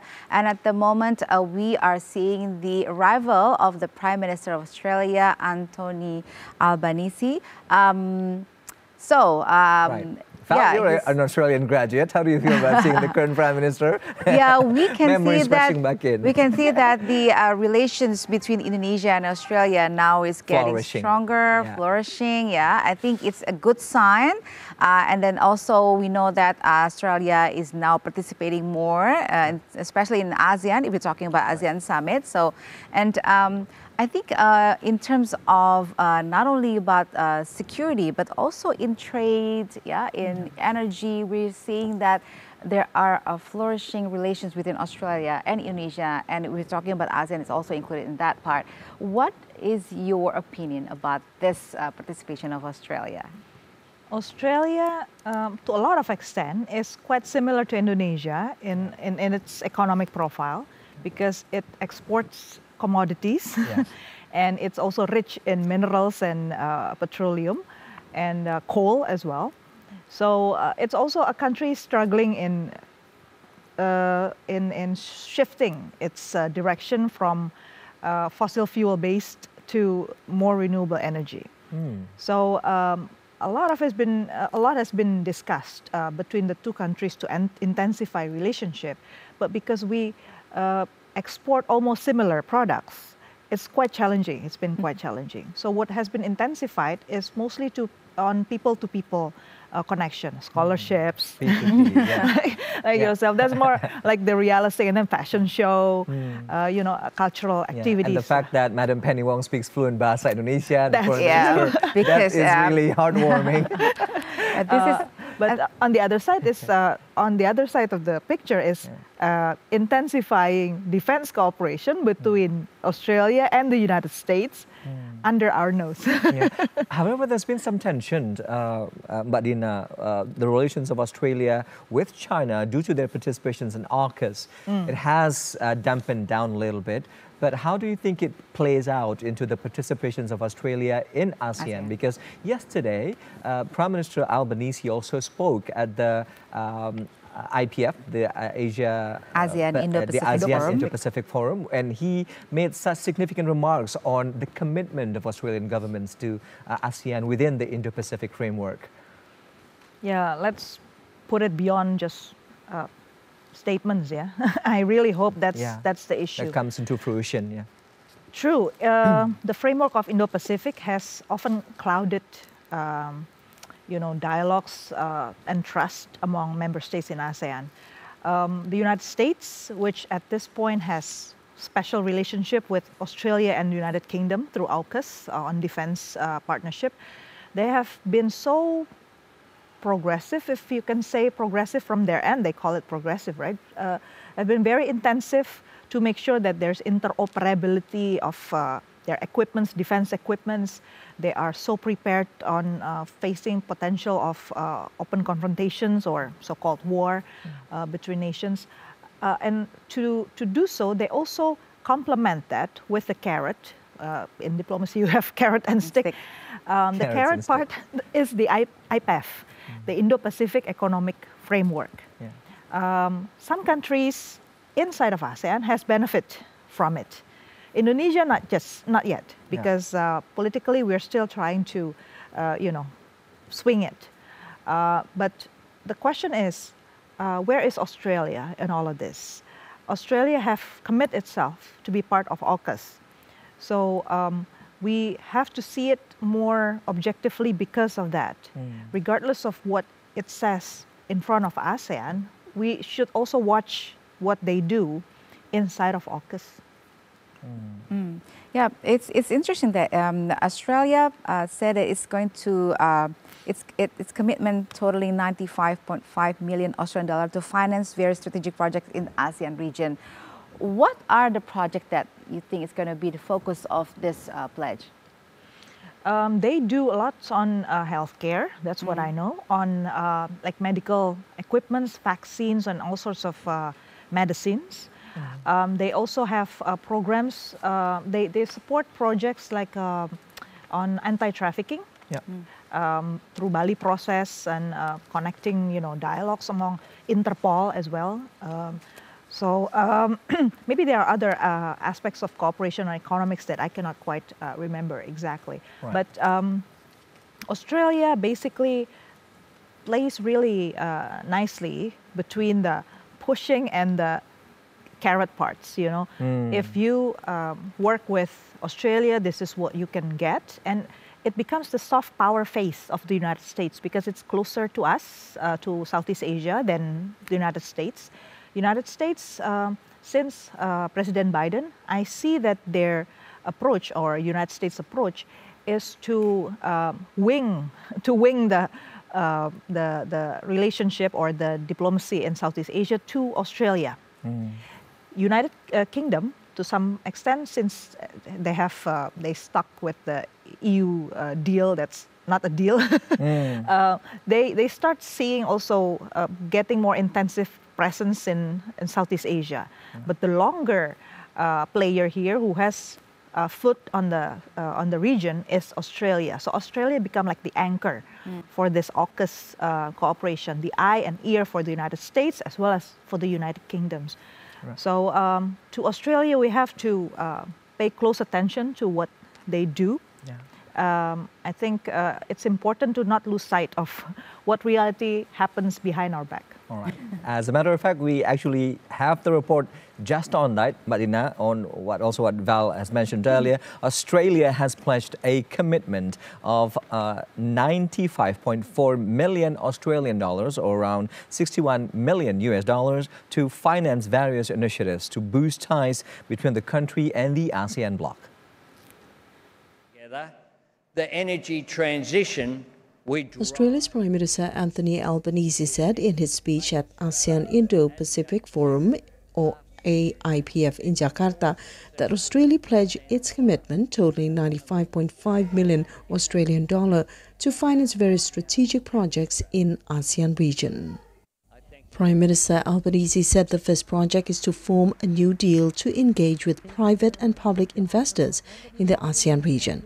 The initiative was meant to identify possible business opportunities for the Australian investors. The second initiative is to do a business exchange program between Australia and the ASEAN bloc. The third initiative is to forge a youth exchange program. All initiatives are expected to deepen cooperation and ties between Australia and the ASEAN bloc. Prime Minister Albanese said that ASEAN has a central and key role for Australia's future, partly due to its geographic and historical proximity. Australia and ASEAN have a lot in common, like that a possibility for mutual cooperation and community development. Delegates, ladies and gentlemen, please be seated.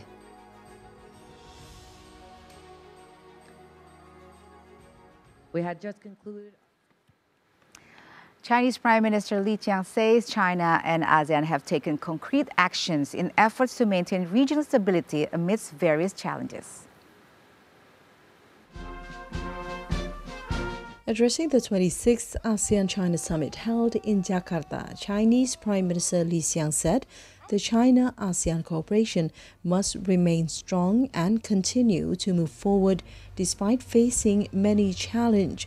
Li Qiang said joint efforts between China and ASEAN are reflected in 4 areas.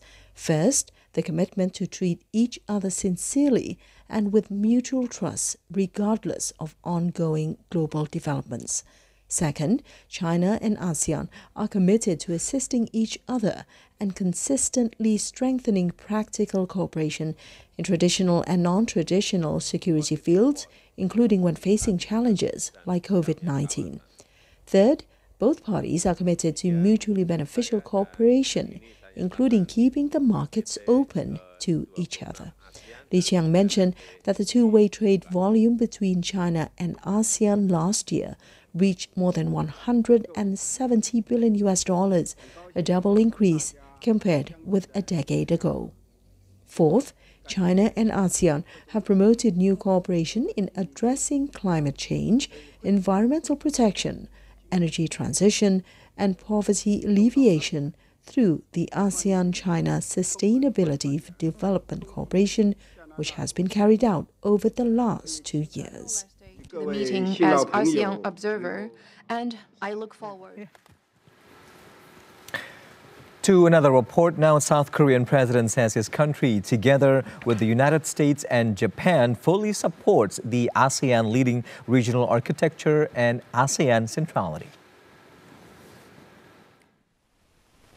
President Yoon Suk-yeol told the opening of the 24th ASEAN-Korea Summit in Jakarta, South Korea started an annual Indo-Pacific trilateral dialogue and launched a trilateral maritime security cooperation framework aimed at supporting the maritime security capability of Southeast Asian countries and the Pacific.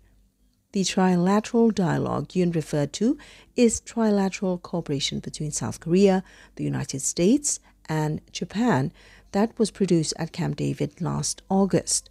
The South Korean president called the Camp David meeting as a new chapter cooperation between the 3 countries.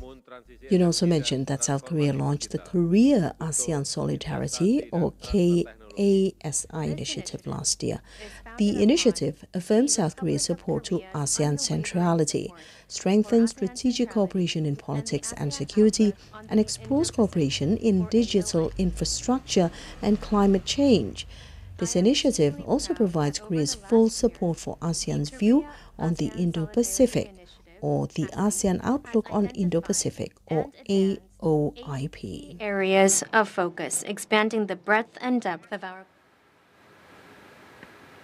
Foreign Affairs Minister Retno Marsudi said at the plenary session of the 43rd ASEAN Summit on Tuesday that the World Bank and the International Monetary Fund, IMF, have extended their appreciation towards the economic resiliency of countries in ASEAN amid the global economic slowdown due to COVID-19, the pandemic, and war. The president of the World Bank, Ajay Banga, and the managing director of International Monetary Fund, or IMF, Kristalina Georgieva, disclosed their assessment on ASEAN's economic resilience during the plenary session of the 43rd ASEAN Summit in Jakarta. At the same occasion, the ASEAN Secretary General Kao Kim Horn also reported that a high-level task force, or HLTF, has formulated the ASEAN Community Vision of 2045. There are at least 4 additional countries that have assumed the Treaty of Amity and Cooperation, or TAC, in this year, with a total of 54 countries assessing the treaty. ASEAN Secretary General Kao said the ASEAN trade has grown 14.9% and reached $3.9 trillion, or around 59.6 trillion rupiah. Foreign direct investment, or FDI, amounted to $222 billion, or more than 3,300 trillion rupiah, and intra-ASEAN trade has increased. This has proven the ASEAN huge economic potential.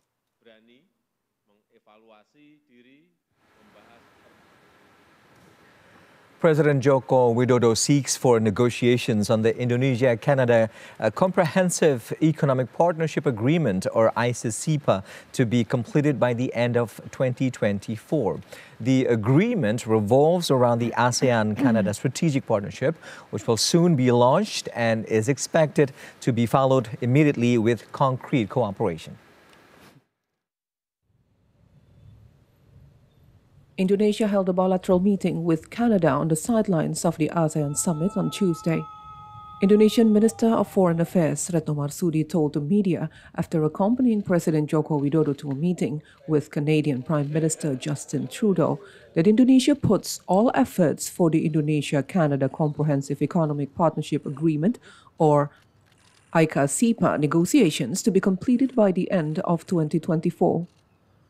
On the occasion, Prime Minister Trudeau conveyed his appreciation on Indonesia's ASEAN chairmanship, which he considered as pretty influential and successful. In the meeting, President Joko Widodo encouraged the Canadian Pension Fund to invest in Indonesia, especially in a number of strategic infrastructure projects, including the development of the Nusantara Capital City, or IKN, and a green airport in North Kalimantan. President Joko Widodo and Prime Minister Trudeau also discussed cooperation regarding halal certification. In regards with critical mineral cooperation, President Joko Widodo expects that Canada will support Indonesian downstream industry. All right, so we're going to continue our dialogue now. So we've seen a lot of meetings happen between President Joko Widodo and the leaders from other countries. So, and then we're also expecting that there's going to be strategic cooperation to be implemented in the future, but it's not, finalized yet. So how can we expect that there's going to be a concrete solutions after this week? Mm-hmm. So after this week, we have new frameworks, we have new agreements. We also have some guidelines to some extent to the implementation of some frameworks. What we need is the implementation level. And implementation, you cannot rely solely on the governments. What we learn throughout the year is that ASEAN is a complex region. Yeah. A lot of people remains under the poverty level. Right. We're going to pause you there, Marina, as we go on to the live pictures that we have from the Jakarta Convention Center, where we are expecting the 18th East Asia Summit to take place moments from now. And just to note the fact that this is actually put forward within the initial agenda that it's been agreed on. It was supposed to take place as the final cap of the entire summit at the end of the day today, but apparently everyone is seated leaders of this country and the opening remarks now by the President. Sri Baginda, His Yang Mulia Majesty, para pemimpin KTT Asia Timur. Excellencies, East Asia Summit leaders. Selamat datang di KTT Asia Timur. Welcome to the East Asia Yang ini Summit. saya hanya ingin menekankan This satu afternoon, I hal, just want to re-emphasize bahwa kita one semua point. yang that duduk we di are ruangan all ini sitting memiliki around tanggung this jawab table yang have an sama-sama besar equally enormous untuk responsibility menciptakan perdamaian, stabilitas, create dan peace, kemakmuran di stability, kawasan. and prosperity in the region. Kita semua memiliki tanggung jawab yang We sama have a shared untuk responsibility tidak menciptakan to not konflik baru, create new untuk conflicts, tidak to menciptakan not ketegangan create baru, new tensions, untuk tidak to menciptakan not perang baru. create new wars. Dan di saat yang bersamaan, And at the same kita time, juga memiliki tanggung we jawab are also untuk responsible menurunkan tensi yang panas, to ease high untuk tensions, mencairkan suasana yang to beku, soften hard untuk conditions, menciptakan ruang dialog, to create untuk rooms for menjembatani dialogue, perbedaan-perbedaan yang and to ada. bridge existential differences. Yang mulia, entah sudah berapa banyak Excellencies, kata perdamaian hard to tell how many dan times kata the words stabilitas peace and yang stability dikeluarkan setiap pertemuan have dari been kita. uttered by every one of Ini us. tidak lain menunjukkan bahwa It pada definitely dasarnya shows kita that semua essentially sadar we acknowledge perdamaian, stabilitas peace and adalah kunci stability utama are the main key untuk mencapai kemakmuran. to achieve prosperity. ASEAN telah bertekad untuk menjadikan ASEAN is kawasan ini steadfast in sebagai making this epicentrum region of growth, as the epicenter sehingga of growth. ASEAN akan terus And bekerja therefore, ASEAN will memainkan continue peran to work sebagai to play a kontributor role as perdamaian dan contributor of stabilitas. peace and stability. Dan ASEAN akan sangat And menghargai ASEAN will really jika KTT appreciate Asia if Timur this ini East Asia dapat Summit menyepakati pernyataan tingkat pemimpin can agree on a leader mengenai tekad statement in untuk its terus determination menjadikan kawasan to continue ini making sebagai this region epicentrum of growth. as the epicentrum of growth. Disinilah masyarakat dunia akan menilai This is where the apakah kita international community pemimpin will yang assess memiliki if wisdom we are leaders untuk with the menjadikan wisdom dunia to make the tempat world yang lebih baik a better bagi place semua. for all. Saya betul-betul minta kepada I seluruh pemimpin ask KTT once Asia again Timur to the untuk leaders of menjadikan East Asia forum Summit ini to make sebagai this tempat forum memperkuat kolaborasi, forum for sebagai us to tempat strengthen cooperation, memperkuat kerjasama, to strengthen bukan justru cooperation, mempertajam rivalitas. not sharpening rivalries. Saya mengajak semua pemimpin I call untuk on all the menunjukkan leaders wisdom, to show the untuk wisdom, menunjukkan to kepemimpinannya, show agar leadership pertemuan ini berhasil dan for the bermanfaat success nyata of this bagi meeting rakyat dunia. and bring about Disinilah concrete benefits for the masyarakat people. dunia akan And menilai this is where apakah the kita international adalah community will pemimpin assess if yang memiliki we wisdom are the leaders with untuk the menjadikan wisdom dunia tempat yang lebih baik bagi to semua. make the world a better place for all. Demikian dari saya dan dengan ini saya nyatakan stop there and I KTT hereby declare ke-18 Asia The Timur 18th dibuka. East Asia Summit open.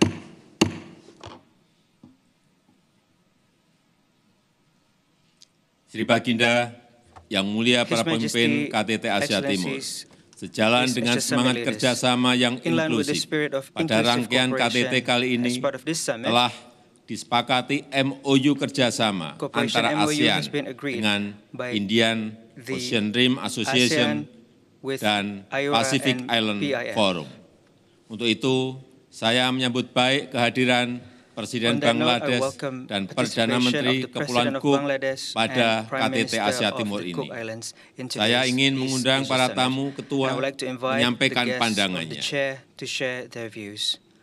Untuk mengawali, saya mengundang Yang Mulia To begin, I Muhammad would like to invite Sahabuddin, His Excellency Presiden Muhammad Bangladesh, Sahabuddin, selaku Ketua President of Indian Bangladesh, Ocean Rim as Chair Association. of the Indian Yang Mulia Ocean Rim dipersilakan. Association. Your Excellency, you have the floor.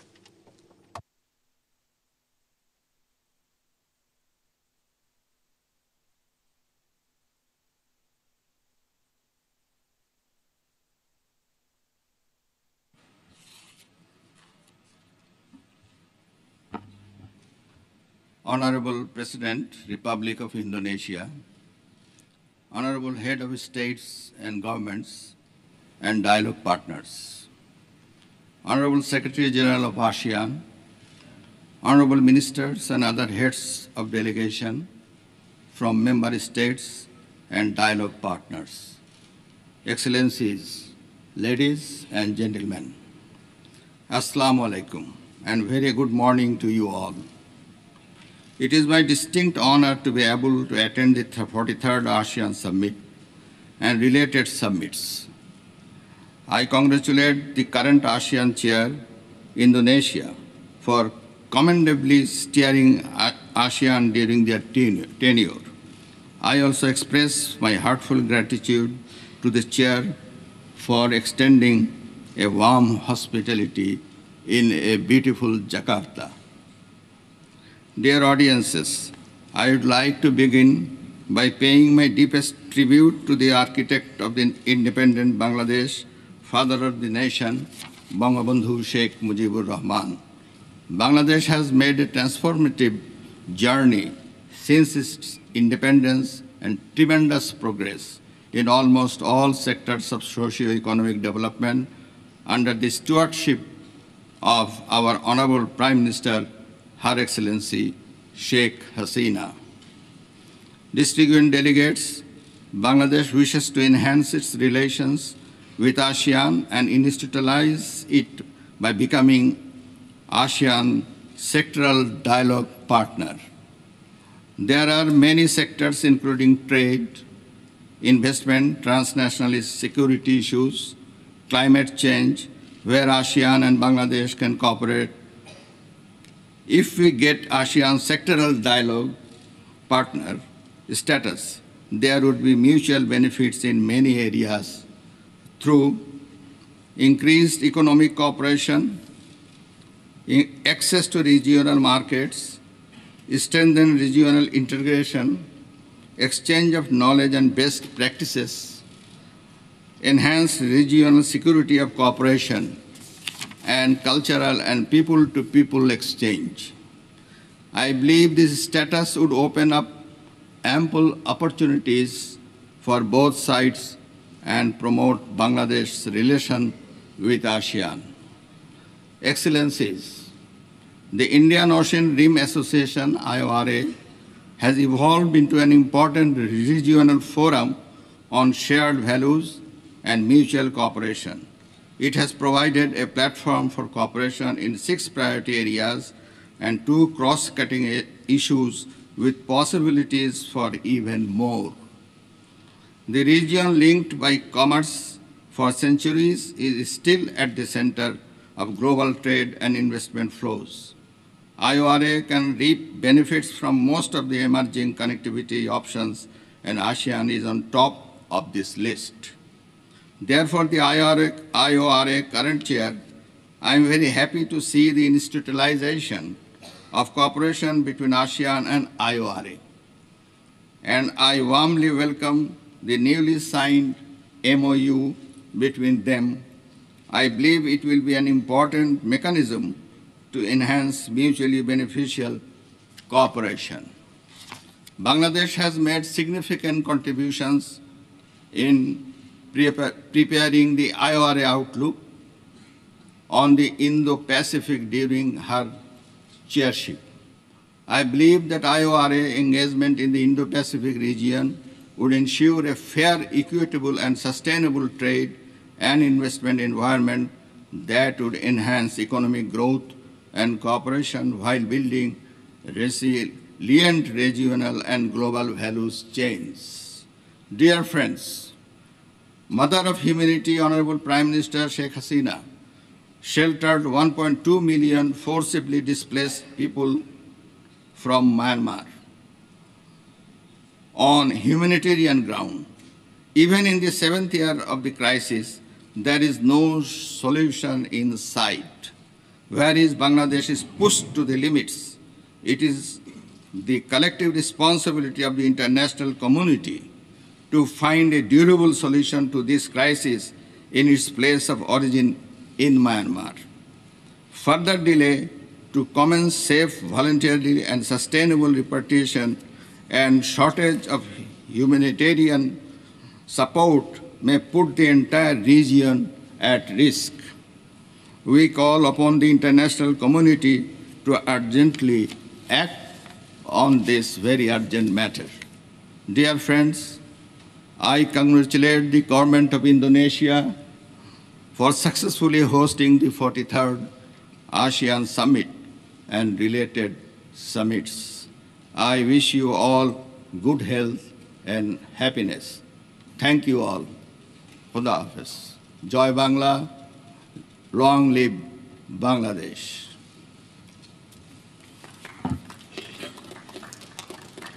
Terima kasih Yang Mulia. Thank you, Selanjutnya Your saya Excellency. mengundang Next, I would like to invite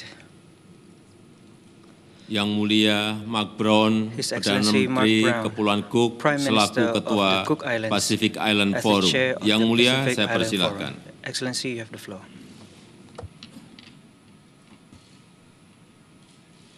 Your Majesty, Excellencies, ladies and gentlemen, Kia ora and warm Pacific greetings to you all. It is an honor to address you today in my capacity as the Prime Minister of the Cook Islands and also as the Chair of the Pacific Islands Forum, a grouping of 18 nations scattered across the Pacific Ocean. Please allow me firstly to thank the Government of Indonesia for the gracious invitation and opportunity to share perspectives from our ocean corner of the world. In the Pacific, we don't have to look far to pinpoint the epicentrum of our growth. It is the blue Pacific Ocean.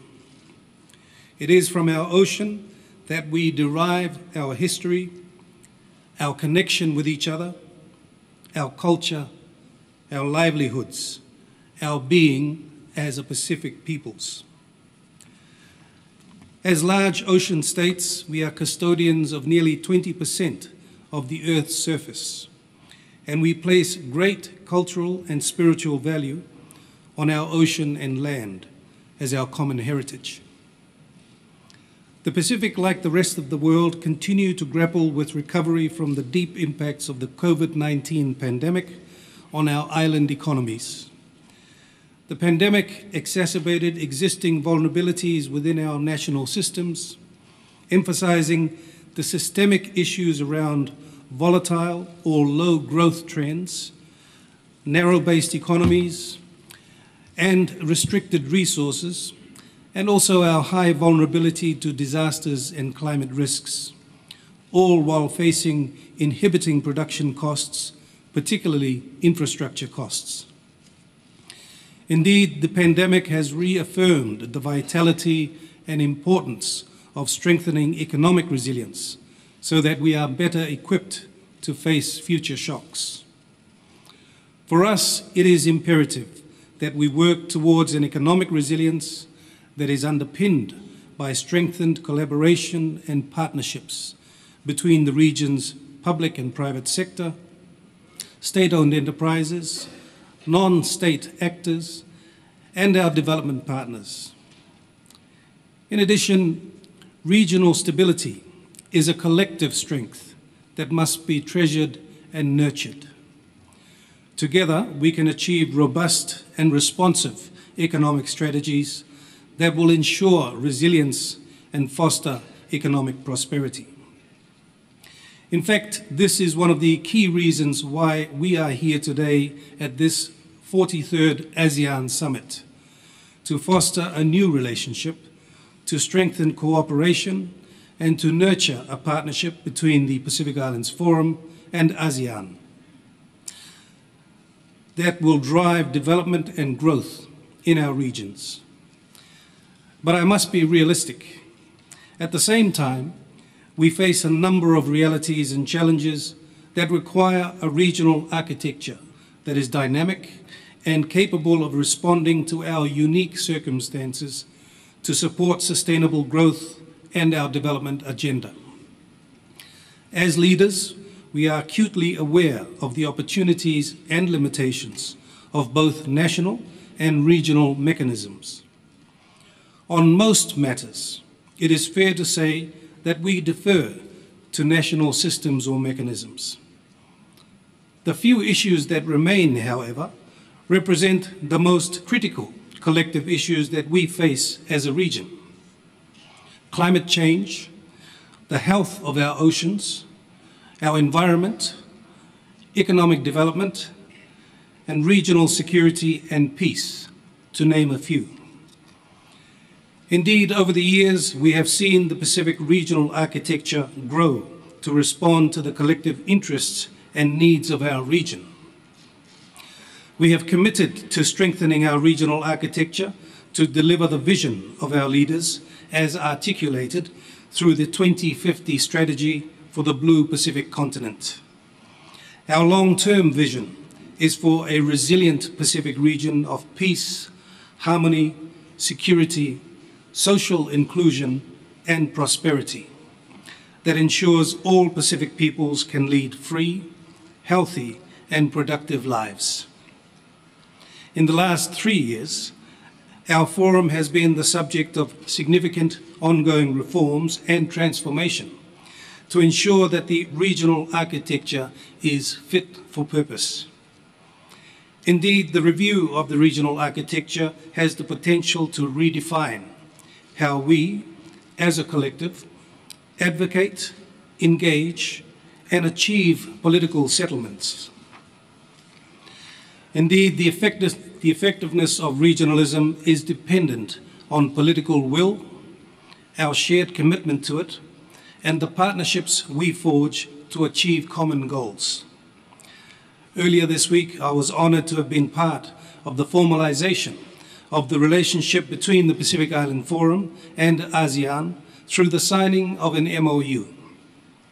It represents a significant step forward in forging cooperation and unity between our two regions, and we look forward to working together towards a brighter and more prosperous future for all our nations.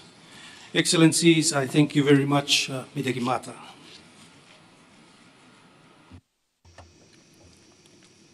Terima kasih Yang Mulia. Thank you, Your Excellency. Selanjutnya sebelum kita mulai Now, sesi before pleno commencing the yang akan plenary dilakukan session, secara tertutup dengan to be hormat saya carried out mohon behind awak closed media doors, untuk I meninggalkan respectfully request ruangan members pertemuan. of the press Terima to kasih. exit the meeting room. Thank you.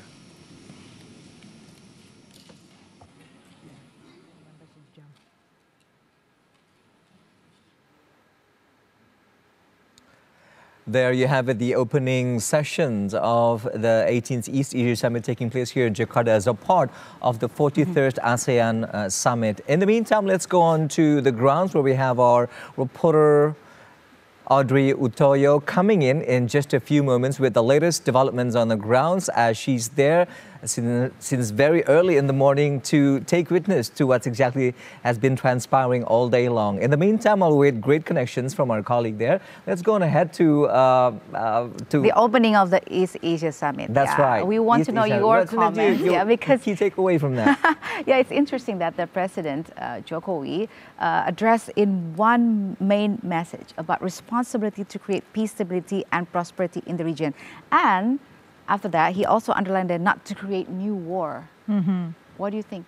He seemed to be upset, yeah. Yes, yeah. So some countries in the region and warns everybody that you share responsibility in this.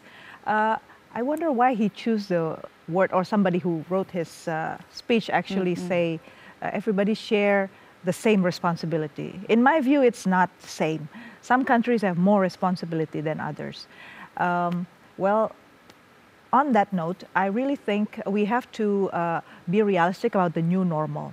The new normal in the region is now an era of conflict, an era of rivalry, which on the one hand may seem like threatening, but on the other hand, this is an era of switching, shifting from an era of unipolar United States liberal model in economy and also in politics to a more multilateral approach. So it may not be entirely bad, because in that era, Indonesia as a sovereign country, we can play more active role in navigating across these different polars. On the other hand, this region can also benefit more from the emerging new polars. The question is whether ASEAN, with this model of meetings, thousands of meetings, the so many engagement at the bureaucratic level, procedural level, rather than substantive level, maybe we should reduce the role of ASEAN in all of this. We probably cannot hope too much that ASEAN can solve all these nitty-gritty problems, and just be realistic so that we are not wasting our resources on meetings and meetings, but rather, in my view, it's time to develop a non-state regionalism. Non-state regionalism. Yeah. The birth of ASEAN People Centrum will be a momentum here. Right. We'll have to pause you again there. But as we go over to Jakarta Convention Center, where apparently we are moments away from the press conference by the Secretary General of United Nations, Antonio Guterres. And we have our reporter there, Audrey Utoyo, ready with the latest. Audrey, if you can hear us here in the studio, what do we expect from the press conference of Antonio Guterres that will take the podium moments from now? Audrey.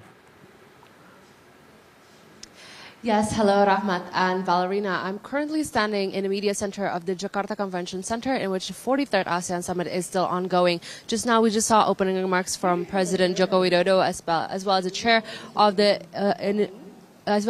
Indian Ocean Rim Association, as well as the chair of the Pacific Islands Forum, who said their opening remarks in order to open the 18th East Asia Summit.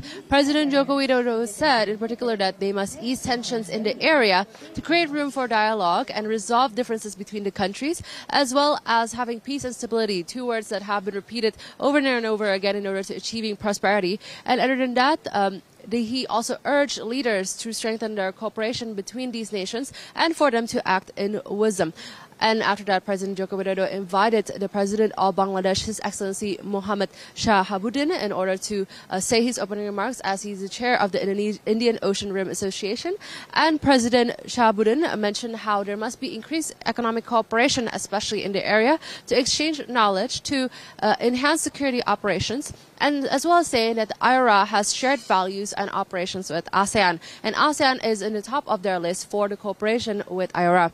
And that and he also congratulated Indonesia for successfully hosting the 43rd ASEAN Summit, as Indonesia has been chaired since last year. And other than that, there is also a Prime Minister of Cook Islands, Mark Brown, who mentioned how he is excited to be here in Indonesia to work together with ASEAN as well as the Pacific Rim Forum. And that some of the key reasons why they are here in ASEAN is in order to foster new relationships between the PIF and ASEAN, to strengthen cooperation, as well as having a more developed regional architecture. Right now, where I'm standing, in a few minutes, shortly, there will be the presence of His Excellency Mr. Antonio Guterres, who is the Secretary General of the UN. As after this meeting, after the 18th East Asia Summit meeting that was just opened, there will be the 13th ASEAN UN Summit that will commence later on during the day. And there's also the 3rd ASEAN Australia Summit. This morning, we just wrapped up the 20th ASEAN India Summit. And then after that, it will be closed by a closing ceremony and as well as a press conference by President Joko Widodo. We can see that many of the leaders have arrived here in the summit and right now the ongoing East Asia Summit. And we also look forward to the press conference that will commence very soon. And back to you, Rahmat and Valerina, in the studio. Yes. Yeah. Audrey there with the latest from Media Center. We know that some of the schedules will be jumbled around today because we expect the East Asia Summit to take place at the end of the day, but rather it's ongoing now, Audrey. Do you have any words of confirmation as to why these rearranged schedules have come up within the agenda today of the summit? That is a great question, Rahmat. Currently on site, we do not have word yet of why that is the reason that the schedules are a bit jumbled between the summits and as well as His Excellency Antonio Guterres being here on site during the East Asia Summit. So we shall see, hopefully, because we are going to have the 13th UN Summit later on in the day. Maybe we can have some deliverables as well as results, hopefully concrete from the East Asia Summit that can further be brought up later on at the UN Summit. All right, there, Audrey Utoyo with the latest from the Media Center of Jakarta Convention Center, where the action is happening. Thank you very much. We look forward to more updates from you for the rest of the day. We know that some of the notable summits will also take place before the closing ceremony at the end of everything here in Jakarta. Thank you very much again, Audrey and Danu there behind the camera. Let's go right back to our conversations. Val, take it away. All right. So we know that there has been a change of agenda. Right. Can you really guess what happened behind Maybe you have closed inside door? scoop or something. I mean, because we know that before the East Asia Summit was opened by President Jokowi, the foreign ministers of Russia has just arrived. Yes, so has just do you arrived. think there's And then it's so short, right? Or maybe somebody requests to be rescheduled the flight earlier. Pushed up. Yeah. To go home. So earlier. no geopolitical reason behind this? It's not commercial flight. Ladina. Yeah. What we were just here hearing the opening of the ASEAN Indian Summit, and then suddenly it ends. Yeah. So it's very short, the meeting. I wonder how substantive the meeting was. Anyway, we were just talking about the new era that this region is facing. We should not see conflicts as just a bad thing, but it's also an era of transition. Because in any transition where you start seeing clashes of ideas, differences of opinion, where to go, it means there's also hope that we are actually entering another new era, which may not be so bad after all. So what do we need at this changing of era? We need to understand our people more. Why? Because the leverage of countries in this region is the people. We are very large and very young relative to the rest of the world. We have to realize that. Why young people is important? Because it's an important source of information, of technology, of innovation, and workers. Right. And just to add to what you're saying there, Badina, we have pictures now from Jakarta Convention Center, and this is the media center where thousands of journalists across the globe have convened to get the latest of the summit, and we are moments away from the official press conference to be delivered by the Secretary General of United Nations. They're seated at the head table. His Excellency Antonio Guterres. He will make some opening remarks and then we will take some questions. Sir, please. Dear ladies and gentlemen of the media, a very good morning. I'm pleased to be back in Indonesia and to participate in the 13th ASEAN UN Summit meeting. We will focus on a wide spectrum of issues from our cooperation with ASEAN to regional concerns and global challenges. I deeply appreciate Indonesia and ASEAN's determined advocacy on the climate crisis, sustainable development, and non-proliferation and disarmament. And I'm immensely grateful to the over 5,000 peacekeepers from Indonesia and other ASEAN member states serving around the globe. Our world is stretched to the breaking point by a cascade of crises, from the worsening climate emergency and escalating wars and conflicts, to growing poverty, widening inequalities, and rising geopolitical tensions.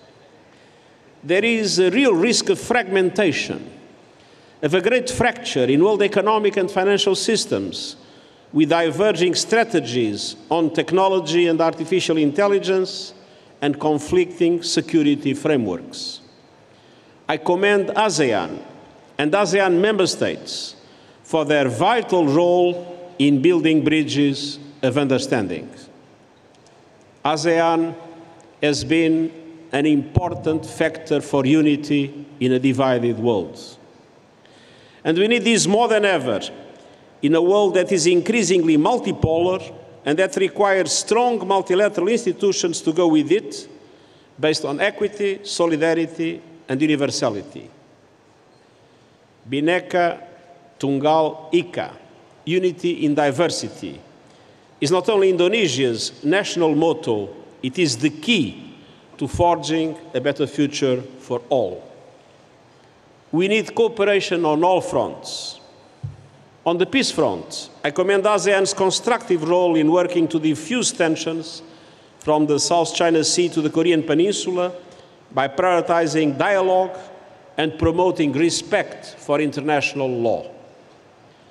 I remain deeply concerned about the worsening political, humanitarian and human rights situation in Myanmar, including Rakhine State, and the plight of the massive number of refugees living in desperate conditions. I welcome ASEAN's principled approach to the five-point consensus, and I urge all countries to continue to seek a unified strategy towards Myanmar.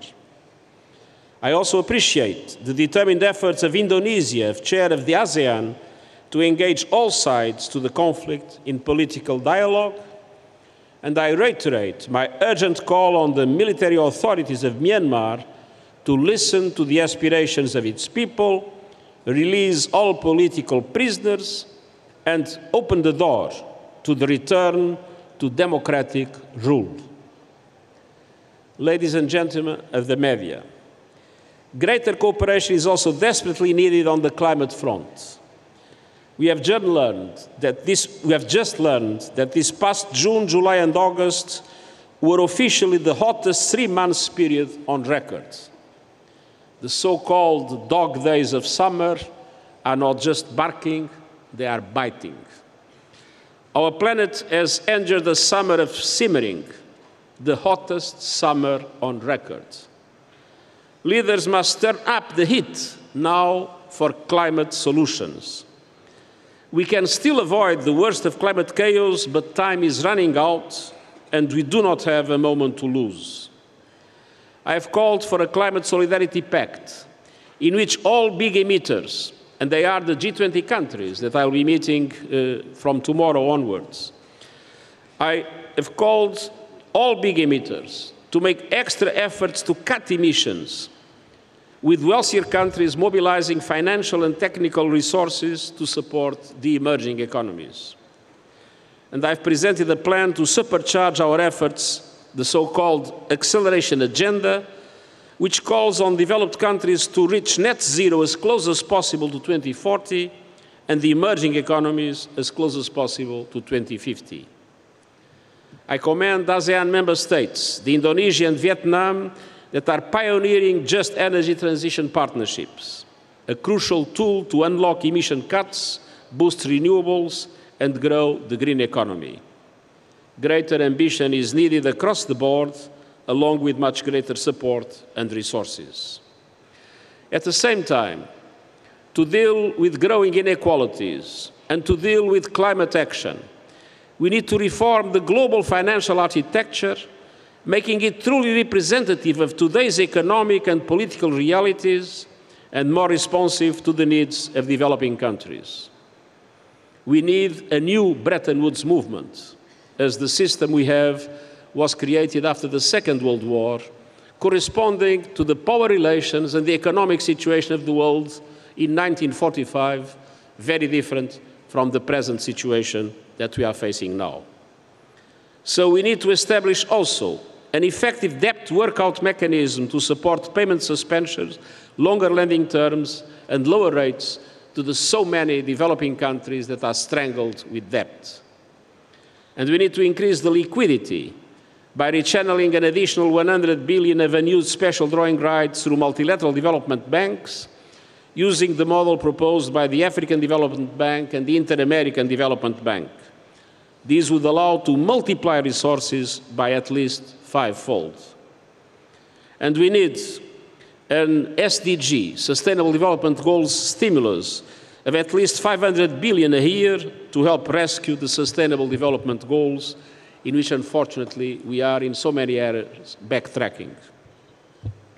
On all these efforts and more, ASEAN can set an example to the world as a global green economic powerhouse and trailblazer of an energy transition that is sustainable, just, inclusive, and equitable. The United Nations is proud to be ASEAN's partner in translating this vision into a reality for all people across Southeast Asia. And once again, Terina, Kazi, thank you for this warm welcome, and it's a pleasure for me to be with all of you today. Thank you very much. Before we go to the first question, just a couple of points. One, if you could have just one question per person, and if you could just speak clearly and keep the questions short. First question will go to Mr. Iwan from Tempo. If you could give him the microphone, please. Yes, thank you, Your Highness, Mr. Guterres. I'm Iwan Kurniawan from Tempo. We concerned about the Myanmar crisis, and we know that the people in Myanmar is very in dire condition because of the violence. What kind of the best concrete solution United Nations can ask to the maybe nation states, member states in United Nations and ASEAN to solve this problem in Myanmar? Thank you. The problem in Myanmar, and what does ASEAN can do? The United Nations fully supports ASEAN's consensus, 5 points of consensus. And we fully support the initiatives of the Indonesian presidency of ASEAN. And we are strongly hopeful that after Indonesia, with Lao PDR, but also with the Troika of Indonesia, Lao PDR, and Malaysia, ASEAN will remain totally committed to find a political solution in Myanmar. And that political solution will, of course, need the release of all political prisoners and need to clearly pave the way for the reestablishment of democratic institutions. And that was the press conference by the UN Secretary General Antonio Guterres. What we have seen just now, it's like he made a conclusion, a wrap up, because we can hear from his press conference, his speech, that he was summarizing all the main issues that are been talked about during the meeting. You know, like the ASEAN as the symbol of unity, for example, and then the multilateralism approach to solving conflicts, including Myanmar, and also about climate change. So, because we are heading towards the end of our program, Dina, so what do you think about that speech, and or do you want to add something? First, I feel like getting a glass of water in the middle of a desert, listening to Secretary General Guterres. I feel like finally somebody actually know the language of the people. And I truly believe that ASEAN should invest more time to discuss, talk, see the people. Because in the future, in order for us to have a leverage internationally as a region, we need to have more information on the people. But again, I'm being realistic. If ASEAN has difficulty in shifting itself into that direction, then there are other options. Organizations of civil society, there are more than 40 organizations already joining hands across Southeast Asia through ASEAN People Centrum. We are going to aspire states in Southeast Asia on how to improve synergy among groups, so that everybody can contribute to deliverables for ASEAN, and we will continue auditing ASEAN. All right. Very well said there. Unfortunately, but we have come to the end of our time for conversing with you on the final day of the summit today. We'd like to express our gratitude, the Associate Professor in Binus University and Executive Director of Synergy Policies, Dina Prapto Raharja. It's always a pleasure to have you. Thank you. Thank you very much for your insights. Thank you so much. Yeah, and that also concludes our program here for the special report of the 43rd ASEAN Summit and its related summits here from the capital Jakarta, Indonesia. Finally, we bid you adieu. I'm Rahmat Idris. And I'm Valerina Daniel. Thanks for watching and goodbye.